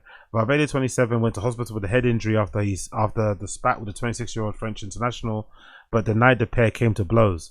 The Uruguayan said the injury, which kept him at El Clasico against Barcelona, was caused when he accidentally hit the table. Both players attended an internal disciplinary meeting on Friday and accepted the fines of €500 each. During their appearance, the players expressed their deep regret of what happened and apologized to each other. They have also apologized to the club, their teammates and coaching staff and fans, and both have made themselves available for Real Madrid to accept whatever sanctions. So they basically swept under the rug. Valverde was diagnosed with a trauma and type of concussions, but said on Instagram on Wednesday that he had suffered a small cut on my forehead that required a routine visit to the hospital. Tchouameni apologized in a statement on social media on Friday and said that what happened was unacceptable. The internet loves to invite the wildest stories for the buzz, so we don't believe everything you read. No matter who is right or wrong, we should always look for the calmest solution to a resolute conflict. Now is no longer the time to figure it out. You know what's really bad though, when this is all playing out? There was a rumor that allegedly Valverde is racist or something. That was the rumor they were trying to put out there, because I think there was an old clip of Tchouameni interview talking about how one player gave him a really bad handshake, and I guess because Valverde's Uruguayan, I think, if I'm not mistaken, right? And I guess, you know, with the stuff that's happened with fucking Luis Suarez back in the day, and maybe the country of Uruguay in general, people were alleging that he could be racist, which is what caused the issue. I don't think that's the case. I just think the pressure within the club, because they didn't win any trophies, is kind of, you know, bled into the change room. But I could be wrong. I could be wrong. I could be wrong. Yeah, I wouldn't. Yeah, I agree. With Almay, that South Americans, especially Uruguayans, are fucking crazy. But I just think it's mostly the pressure inside the club that spilled over. There's some actually other news here though. Somebody allegedly DM'd Valverde and said, speaking about the incident, so this is a DM that someone had with Valverde, where allegedly just said, Tchouameni said something happened, but I can't say anything. I told you nothing happened yesterday in the sense that it wasn't a fight. I didn't punch him. That's not true. That's all I can tell you. His head hit the ground. So I guess maybe they had a tussle and he slipped and hit his head on the floor. That could be what happened. Let's see here. Someone's got a breakdown, right? A summary. Yeah, here's a summary of the chaos that's happened in Real Madrid in recent weeks. Valverde and Tchouameni got into fights on 2 consecutive days, with Valverde ending up in hospital after the second incident. Valverde reportedly lost memory after falling to the ground following a challenge from Tchouameni. An emergency dressing room meeting was held involving every player. 6 players refused to speak with the coach. Mbappe went on vacation to Italy with his girlfriend while Real Madrid were going through a difficult moment, with several players reportedly upset about it. Millions of fans are demanding Mbappe's departure.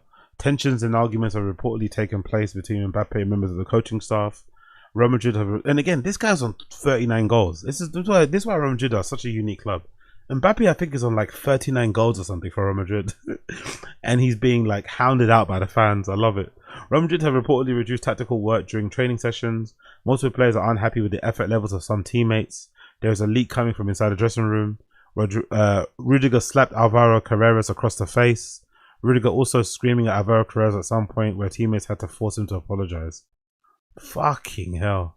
So the drama is like non-stop at Real Madrid right now. Absolutely non-stop. And Mbappe made it worse.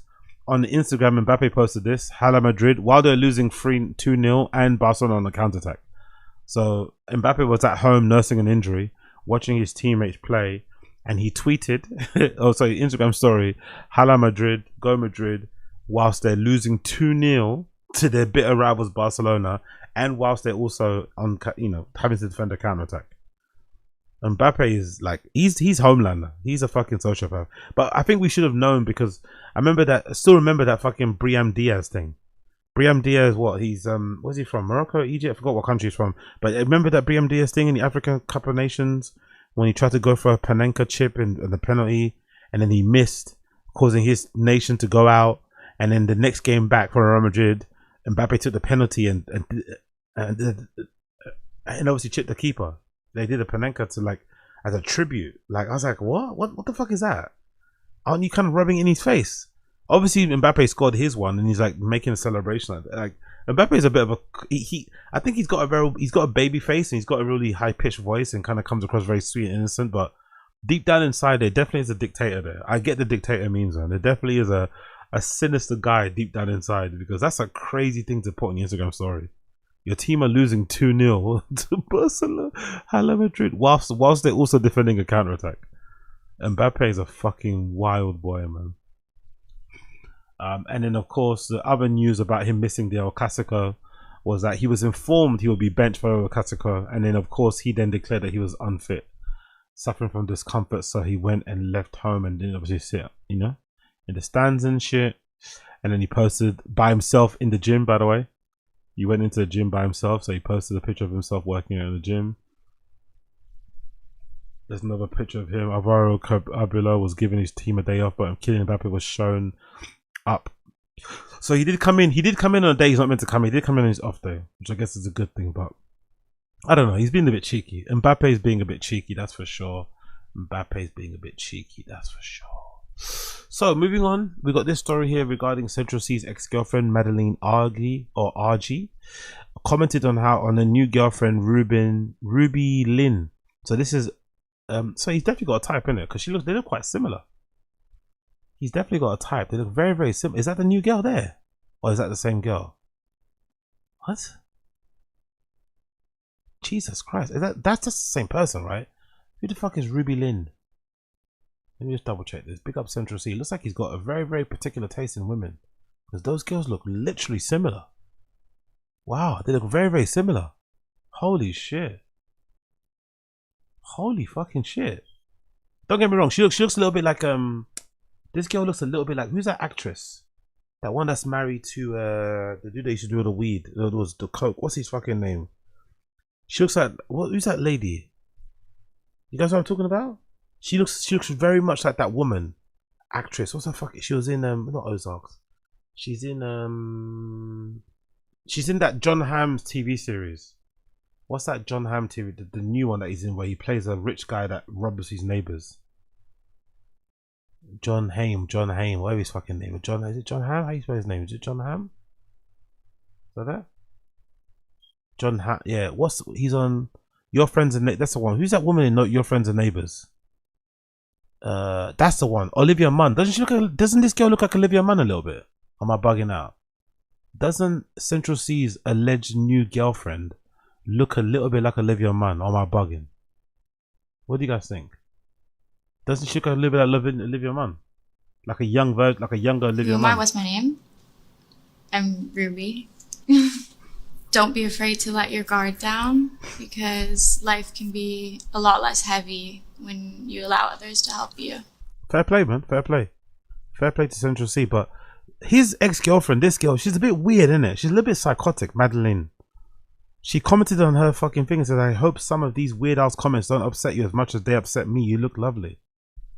Like, why are you commenting on his new girls? It's like, just mind you, she's weird. I know she's a bit of a troll herself as well, but she's a very bizarre lady. Very, very odd. She's a bit tapped in the head, I'm not gonna lie. Maybe the pretty looks kind of make people not think so much about it, but she's a little bit, she's not all there in the head, I think, personally. She's a bit odd. I feel like whenever I see a clip of her, she's talking about something happened with Central C. So I don't know, man. I don't know. Get over it, innit? Like unless they're friends and this is something that I don't know. I don't get her. She scares me a little bit, I'm not gonna lie. I think she scares me. On God in heaven, this girl scares me. She definitely fucking scares me. Yeah, so big up Central C, man. Myron Gaines, the female vaginas are disgusting. I can't wait for Abba and Preach to see this. I can't wait until Abba and Preach see this. I can't wait until Abba and Preach see this. You don't? No.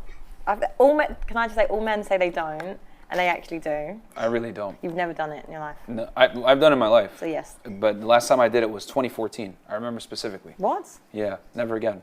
Why? Female vaginas are disgusting. No, they're not. Do you eat vagina? Exactly. Point proven.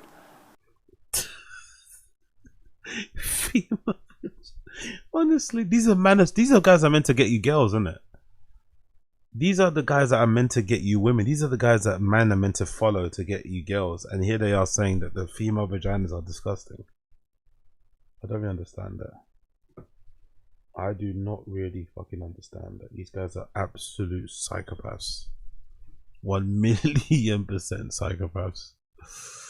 Have you guys seen this? Enfant de riche have a racist Uncle Loafer. I don't really get the point of calling this loafer a racist Uncle Loafer. Like, why would you want to buy it then, you know?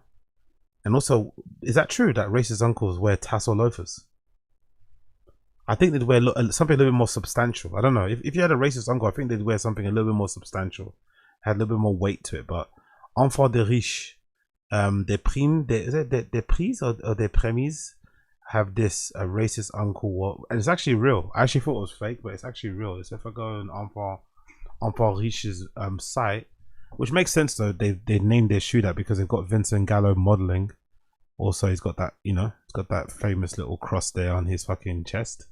So they, you know, they don't mind pushing the envelope. And if you actually go to home, the men's section, you'll scroll. If you go to home and you go to fucking shoes, you'll see that it's actually true. That name of that shoe is actually real. It's not a fucking troll or anything. They actually called it a racist uncle, a racist, what you call it? A racist Uncle Loafer. It's actually kind of funny, not gonna lie. 1,185. Like penny loafers have become so expensive now, man. Even the GH Bash ones that I have that are too small for me, they're like £230 now.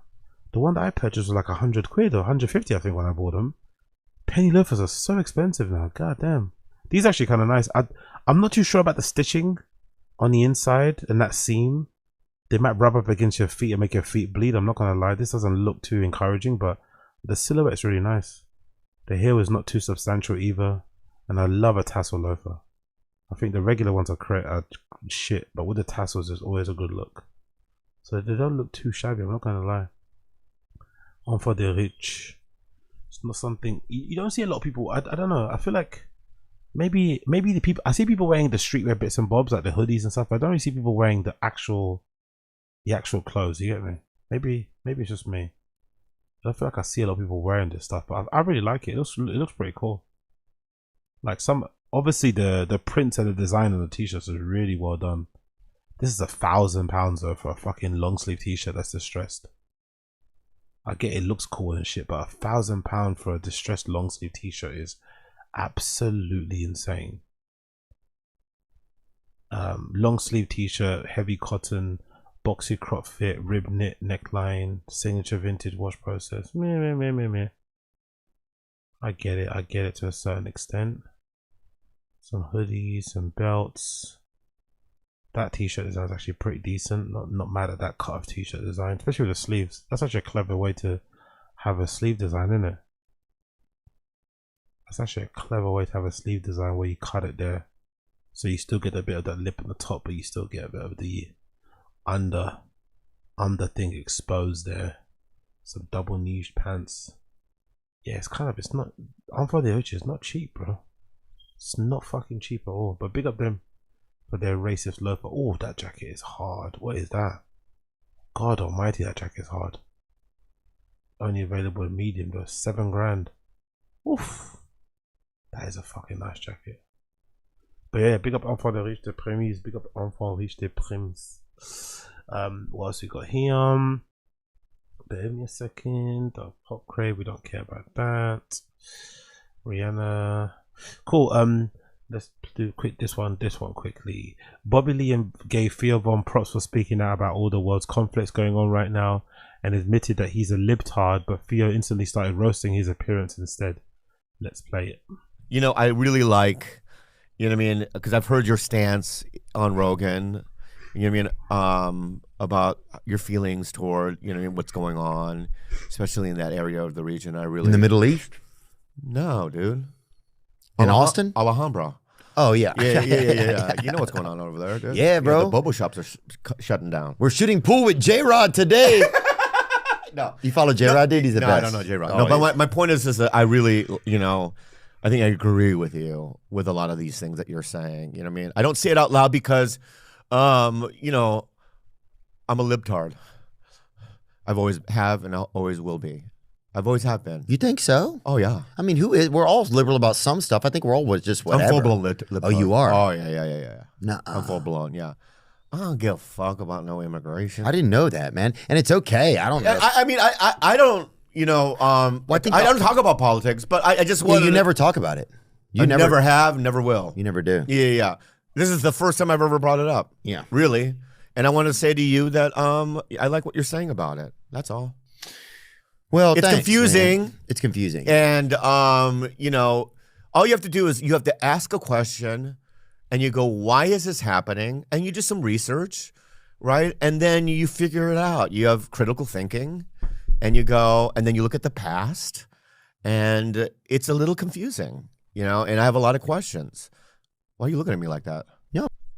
I don't know. It's like... So basically he's saying that he's too scared to say the things that Theo's saying because he doesn't want to lose his career. But it's like, I don't know, man. At what point, like, is enough money enough? Like, he's been in the industry for a long time. What are you really going to lose? I'd imagine most of the money Bobby Lee's made, it's probably been from podcasting and stuff, right? I'd imagine the majority, like, he's probably made more of a success in his life from recording his own shows, not from being in movies and whatever else it may be. So why do you care? Like, why does it bother you that, oh, you might get... Like, what are they going to do? They can't take away your podcast. They might not cast you in certain things if you kind of, you know, speak up against maybe Israeli government and shit. I get that, but being afraid to talk about things because you're afraid you might harm your career is really cowardly. Don't get me wrong. Bobby Lee is also a really self-admitted coward. Like, I think he embraces being a bit of a pussy. It's kind of part of his identity. But it's a strange thing to kind of be praising somebody for. Oh, you are really good at this. Like, what?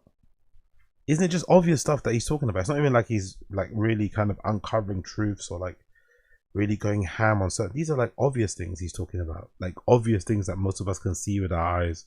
And Bobby Lee is like out here too afraid to say anything because he's afraid he might lose a deal. I don't know. Like, I don't know. I find this sort of stuff insane because it's like, it's almost like you have all this money and you're afraid of losing it. But it's like, how much money is enough? Like, you've made them all. Like, God almighty. Like, it's not like you're going to go broke tomorrow if someone doesn't book you for a movie. God. I'm just trying to absorb what you're saying. Yeah, these are things that you know. Huh? Hello? No, I'm just saying. Right now, you look like kind of like a wasp that listens to 311, kind of. Why does it, dude? Why does it always have to be a put down? You're right. Sorry. You know what I mean? Yeah, you're right, Yeah, dude. yeah. I'm giving you a compliment. You look like I look like a mosquito from some sort of southern land. Yeah, dude. You know, put him back on. Then I'll give you a better one. Yeah, give me another one. Dude. All right. Yeah, you look like the you look like the 8th dwarf, homie. Yeah. You know what I'm saying? Yeah. There's like sleepy, yeah. sneezy, What am I, dude? Sleepy, sneezy, dopey, and ramen. No, it's gotta be E. Oh, yeah. Sleepy, sneezy, dopey, gookie. No. Why? Gookie is not a word, I don't think. Gookie monster. Oh, okay. Where's a gookie? So yeah, I don't know. Bobby Lee, grow a fucking spine, bro. Grow a fucking spine. It's not that deep. Grow a fucking spine if you don't mind. Grow a fucking spine. Okie dokie. What's I gonna do here?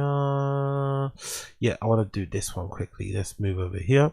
Big up London. London's Coco announces extensive program for the 125th birthday. Jesus Christ, Coco's been around for 125 years. Fucking hell. To mark the milestone, the iconic Camden venue also unveiled a new recording studio. London's Coco has shared details of a 125th birthday program alongside a series of new improvements. I feel like they're always talking about improving the place, but you don't actually see none of this shit. Big up Coco. I feel like this improvement thing they talk about is like a honey dick. They always talk about improving the venue, the spending millions on this and that, and you go in and it's the same. Don't get me wrong, the programming is really good, right? Coco Electronic is really fucking good. They're killing it recently. I have to be honest, their programming is really good, right? It's a Coco Electronic, right? So that's their side where they have, you know, they have like DJs and stuff playing. So the listings of this is really good for the most part. You got Nick Fettercooley coming, Bob Sinclair coming soon, Armand Van Helden, Dennis Ferrero's coming, A-Track is playing soon. Who else I like here? The Shapeshifters, Beltramp, Ben Sterling. Like really fucking good things, right? But let's relax with the improvements all the time, this and that. It's like, where are these improvements, bro? Where are these improvements? Who's this? Sold out. Who are these people? It's always good to see who the sold out people are. Licky Lee. Oh, love Licky Lee. She's the 11th of June. She's sold out too. Who the fuck is Don West? Who's this? Who's Don West? I've never heard of a Don West before. Who the fuck is a Don West? Don West IG. What does Don West do? 219,000 fucking fans. What does he? Oh, he sings, right? What does he do? What does Don West sing? By the way, he's jacked, isn't it? God damn, he's fucking jacked. Okay, that might be why he's got all these fans in. Maybe it's just not. Are these songs actually good, or is it just because they want to see him jacked? Looking for a mountain to climb. Okay, cool. Yeah, the voice is quite good, to be fair. The voice is quite good. Fair play. Fair fucking play. Don West is going to be there doing his thing. But yeah, let's go back to the article. First opened in 1901, the Camden Theatre as Camden High Street. The modern iteration of the venue launched in 2004 following development after a fire. As it marks its 125th birthday, Coco has confirmed the extensive program for its Coco event series, including weekend takeovers from London DJs Tunes and Nigerian rapper Marvo. There's also a headline shows from Harman Van Helden. Uncle Waffles is playing there. Wolf. Desiree. Jazzy Jeff, Acid House Palace, and Paranoid London back to Beltran. Coco's also unveiled a Coco recording studio to mark a milestone. Studio located in Coco's penthouse, which has become completed in the same mixing desk used in Kim's Audemars Super Bowl. As well as hosting other members, the studio will work to support the foundation of the arts. Okay. So Coco is marking 125 years in business by doing more events and allegedly improving it, which again I don't believe. You know, who fucking cares? Who fucking knows? And then, unfortunate news. Big up Lost, by the way. I need to go here. I've still not gone to Lost. So maybe I'll go this month because it's actually a last month.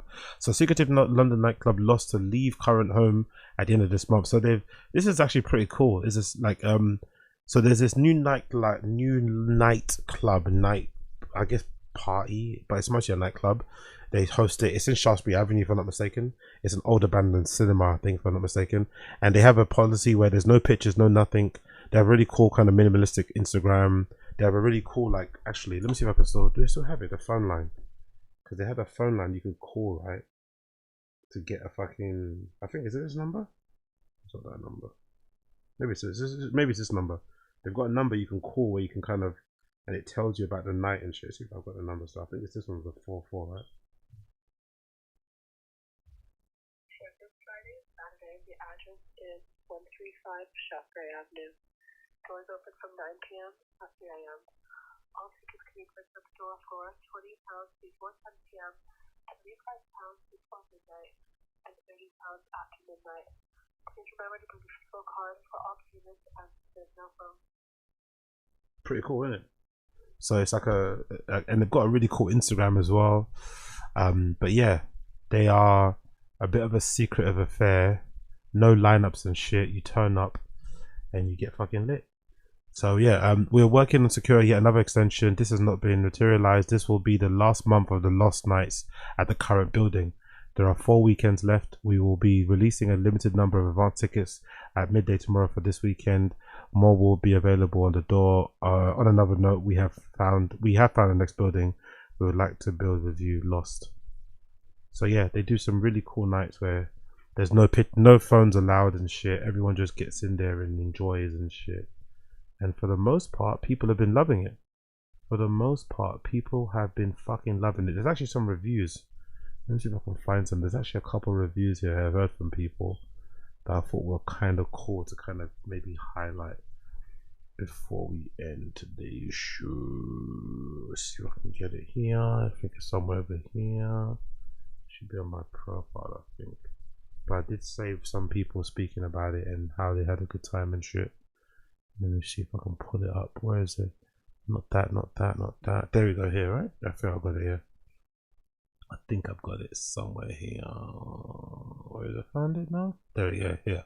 This is a review of what it's like in there, allegedly. So big up Lost. Is also its worst kept secret. Oh shit, what happened there? Oh, bad. London's best club is also its worst kept secret. For the past 2 weekends, I've gone B2B clubbing at Lost, a nightclub in an abandoned cinema complex in Soho. By the way, never say B2B clubbing, by the way. That sounds horrendous. What the fuck does that mean? You went back to like B2B clubbing. Like, you say that when you're playing, not when you're going somewhere. That's so cringe. I went B2B clubbing. Like, ew. Central London. And because I've gone 2 weekends in a row, it's time for my official review. It's fucking sick. But seriously, it's exactly what London needs. Like many people, I heard about Lost through a friend. Word of mouth has been the club's single biggest marketing tool. Yeah. The first half of the show. Sorry. Yeah, the first half of the show. I am who? I am 80s baby. The first half. Is it live actually? Let me double check. Because my internet went down, so I had to restart the stream. So I'm just sure if that other one is even up. It's partially blocked. Why is it blocked for? Monetize is blocked. Message is hidden. Okay, hold on Bear me 1 second. I think the other one is blocked for some reason. Don't know why. Let me just quickly get that sorted before we continue. But it says the other one is blocked for some reason. Let me just quickly get it up on here. Bear me a second. Dish. Just go on here. It says it's partially blocked. Bear me a second. Okay. Why are you partially blocked? Few details. What's going on here? What got me blocked? Something. Where is it blocked anyway? So yeah, the first half of the show. Okay, the first half of the show. Check that out. That's got the stuff about fucking what's her name? About Charli XCX. Let's get back to the Lost nightclub. In fact, their only marketing tool. The club has absolutely no advertising, no social media presence, no pre-announced lineup, a website with one page that directs you to sign up to their mailing They do have an Instagram though. That is a social media presence. Let's be real. list and a very strict no phone policy. And I'm not talking the usual stickers over a camera you get at most normal no phone clubs. They literally take your phone, put it in a phone bag, lock it, and only unlock it when you leave at the end of the night. Amazing. And that's why I'm not showing you any footage, because there literally isn't any. And the effect this has on the club is absolutely insane. It's just so freeing. And you can tell that everyone's giving an extra 10% because there's no phones and there's not like this sea of screens on the dance floor. By the way, I've always wondered when is Birkin gonna do that? I have a feeling that's gonna happen soon, because they already changed a couple of things. Like I said before, like they've taken off the fucking location thing, right? That I always used to creep and to kind of stalk and to kind of see what's going on behind the scenes. People would share their Instagram stories while they're in there, so they've taken that off the Instagram. They've removed and disabled that feature. And I feel like nowadays there's more and more people kind of recording stealthily in there and sharing clips and stuff on TikTok and stuff to be funny. But I wonder how long it's going to take before Birkin just says, you know what, fuck it, we're going to put your phones in bags, or you're going to put it in lockers. You're going to get, you know what I mean, no phones in at all. I wonder how long that's going to take. Maybe it's just too big to do that. Maybe it's just too big logistically, or cause a fucking headache. But I think soon enough they're gonna stop trusting people with just the stickers and gonna just take your phone away. What's more, the main dance floor in Old Cinema 1, basically the biggest room of the complex, has the DJ booth stashed away in a corner, right up on this sort of like raised gangway. And the effect that has on the club is that everyone dances together, everyone's facing each other, rather than a sea of heads just facing the DJ. It's genuinely like stepping back in time and going clubbing in like the 90s or noughties. It's so hedonistic. For the past 2 weekends, music-wise, it's been some serious business, house and techno all night long. Not having your phone on you means that keeping track of time is very, very difficult, cool. Unless you wear a watch. Most people use their phone to check the time, and not having access to that means time is just it's a concept. It doesn't really exist. You walk in at 12, and then before you know it, it's 5:30 in the morning. And that's how clubbing should be, not being worried about set times or who you're seeing or anything like that. It's just pure vibes all night long. And because your phone's in a bag, if you lose your mates, you've got no way of communicating with them. So basically, you just have to commit to going on the most insane side quest of all time. Unless you run into them again like an hour later on the dance floor. Outside of the main room, there's a second dance floor called the Tunnel, which is sort of through the main dance floor, up some stairs, and it's literally just an old storage closet. They've whacked a fat sound system in, a DJ booth, and it was playing some really serious business, like proper business techno, you know, spooky stuff. And it was a proper sweatbox as well, so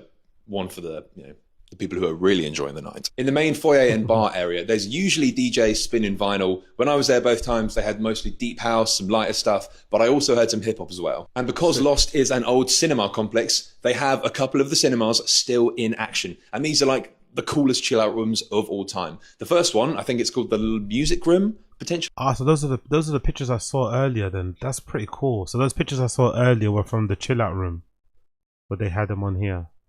And I like how these pictures are also temporary. I think they put them up a week and then they take them down.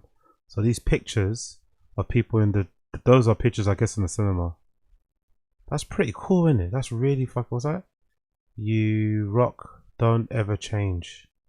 That is so fucking cool. What an interesting concept. I wonder who's behind this.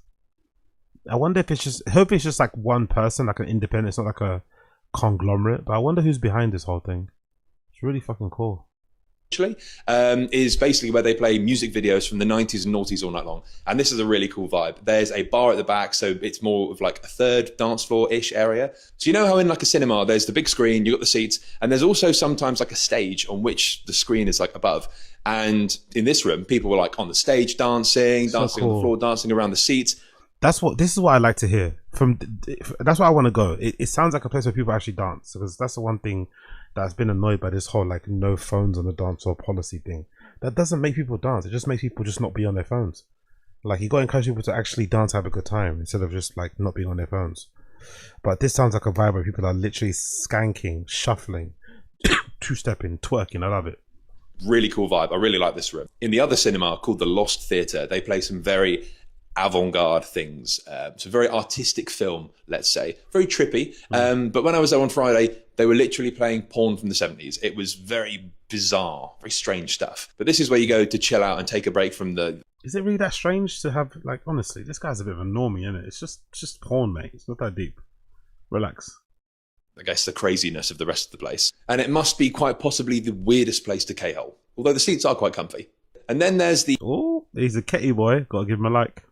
The powder room, which lives up to its name.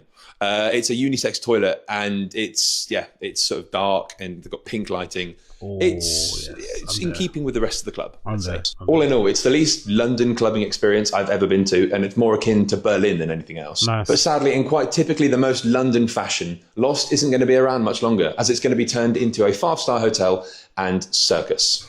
Nice. Yeah, circus. London's best club. Yeah, I can't. I'm definitely gonna go. Another review. I definitely want to go. Look at the queue though. Look at the fucking queue. That's a fucking queue and a half. Last week I went to Lost Night at the artist-led venue.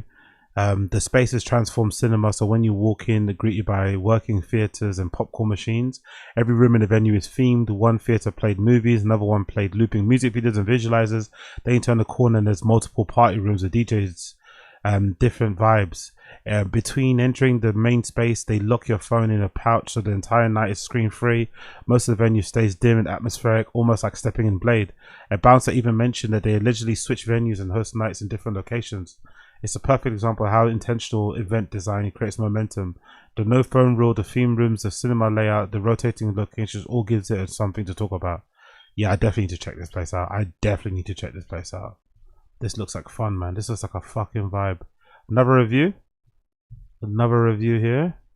Talking about Lost, but I actually went there because I was DJing, so I thought, let me give you a rundown on how I found it from a DJ's perspective. There's been loads of whispers and talk about this place, but there's obviously not much online, and that's kind of the purpose of what they're doing, like keeping things very secretive, like if you know, you know. It's in central London, it's based in the old Odeon cinema, and the concept is that you don't have your phone gets locked away in a pouch, you cannot access your phone. You go inside and there's just rooms of stuff going on in the different rooms. Obviously there's a lot of music based rooms, but there's also films being played, like short films being played, live music. There was like a little jazz section, a chill out room, like there's a lot going on. And I would describe it as some sort of like adventure playground. And they do not tell you the lineup until the night. So you have to show up and basically find out who's playing. The lineups are all around the venue, so you can kind of have a look and try and figure things out. From a DJ's perspective, the no phone thing is amazing. I feel like everyone was very present, and even when I was looking at the dance floor, I was DJing in the tunnel, by the way. In the dance floor, people are just dancing because they have nothing else to focus on. I had my phone, so I can't really describe what it's like being there without your phone. But one thing my friends kept asking me was, what is the time? Because they didn't have their phones and they had no idea what time it was. Yeah, no one wears watches, man. Nobody wears watches. In London, you have so many amazing music venues. This is just something new, worth trying and being a bit more open-minded to. One thing I will say is that I am obviously more in the underground electronic music scene. For me anyway, the sort of crowd there isn't the usual crowd I tend to play to. If you want me to describe the crowd, I think it's a mixture of the RE, CSM, school kids, or maybe like the Soho Hypebeast Warriors, and also a lot of tourists. I don't know exactly what's going on, but I don't think it's around forever, so it's worth checking out, in my opinion. Yeah, I'm for it. I like it. I like that mix. Big up Lost, man. Big up fucking Lost. Big up fucking Lost. They secured a new venue already, right? They said, if I'm not mistaken. Didn't they say they secured a new venue? Yeah. On another note, we have found our next building. We would like to build it with you, Lost. I love it. I love this shit. I definitely want to go check this place out at some point. Big up Lost. Fucking cool to see. What is that? Rolling Stone Savile Road Theatre in London 1969. Is that the new building then, maybe? I try to make it more and more. I rather useless information. Some don't stop fuck my imagination. I can't get a no.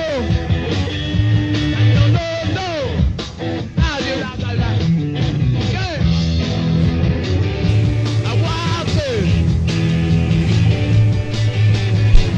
I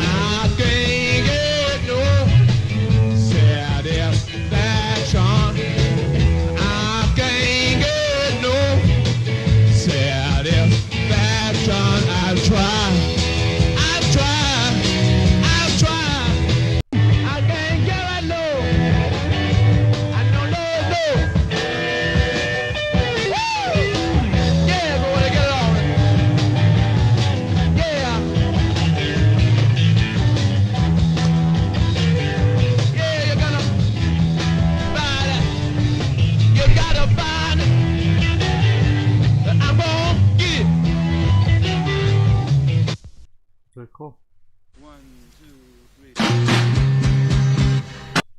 we're gonna try and bring this line back up for one more birthday on Savile. We hope Jimmy will join the spirit. Okay, cool.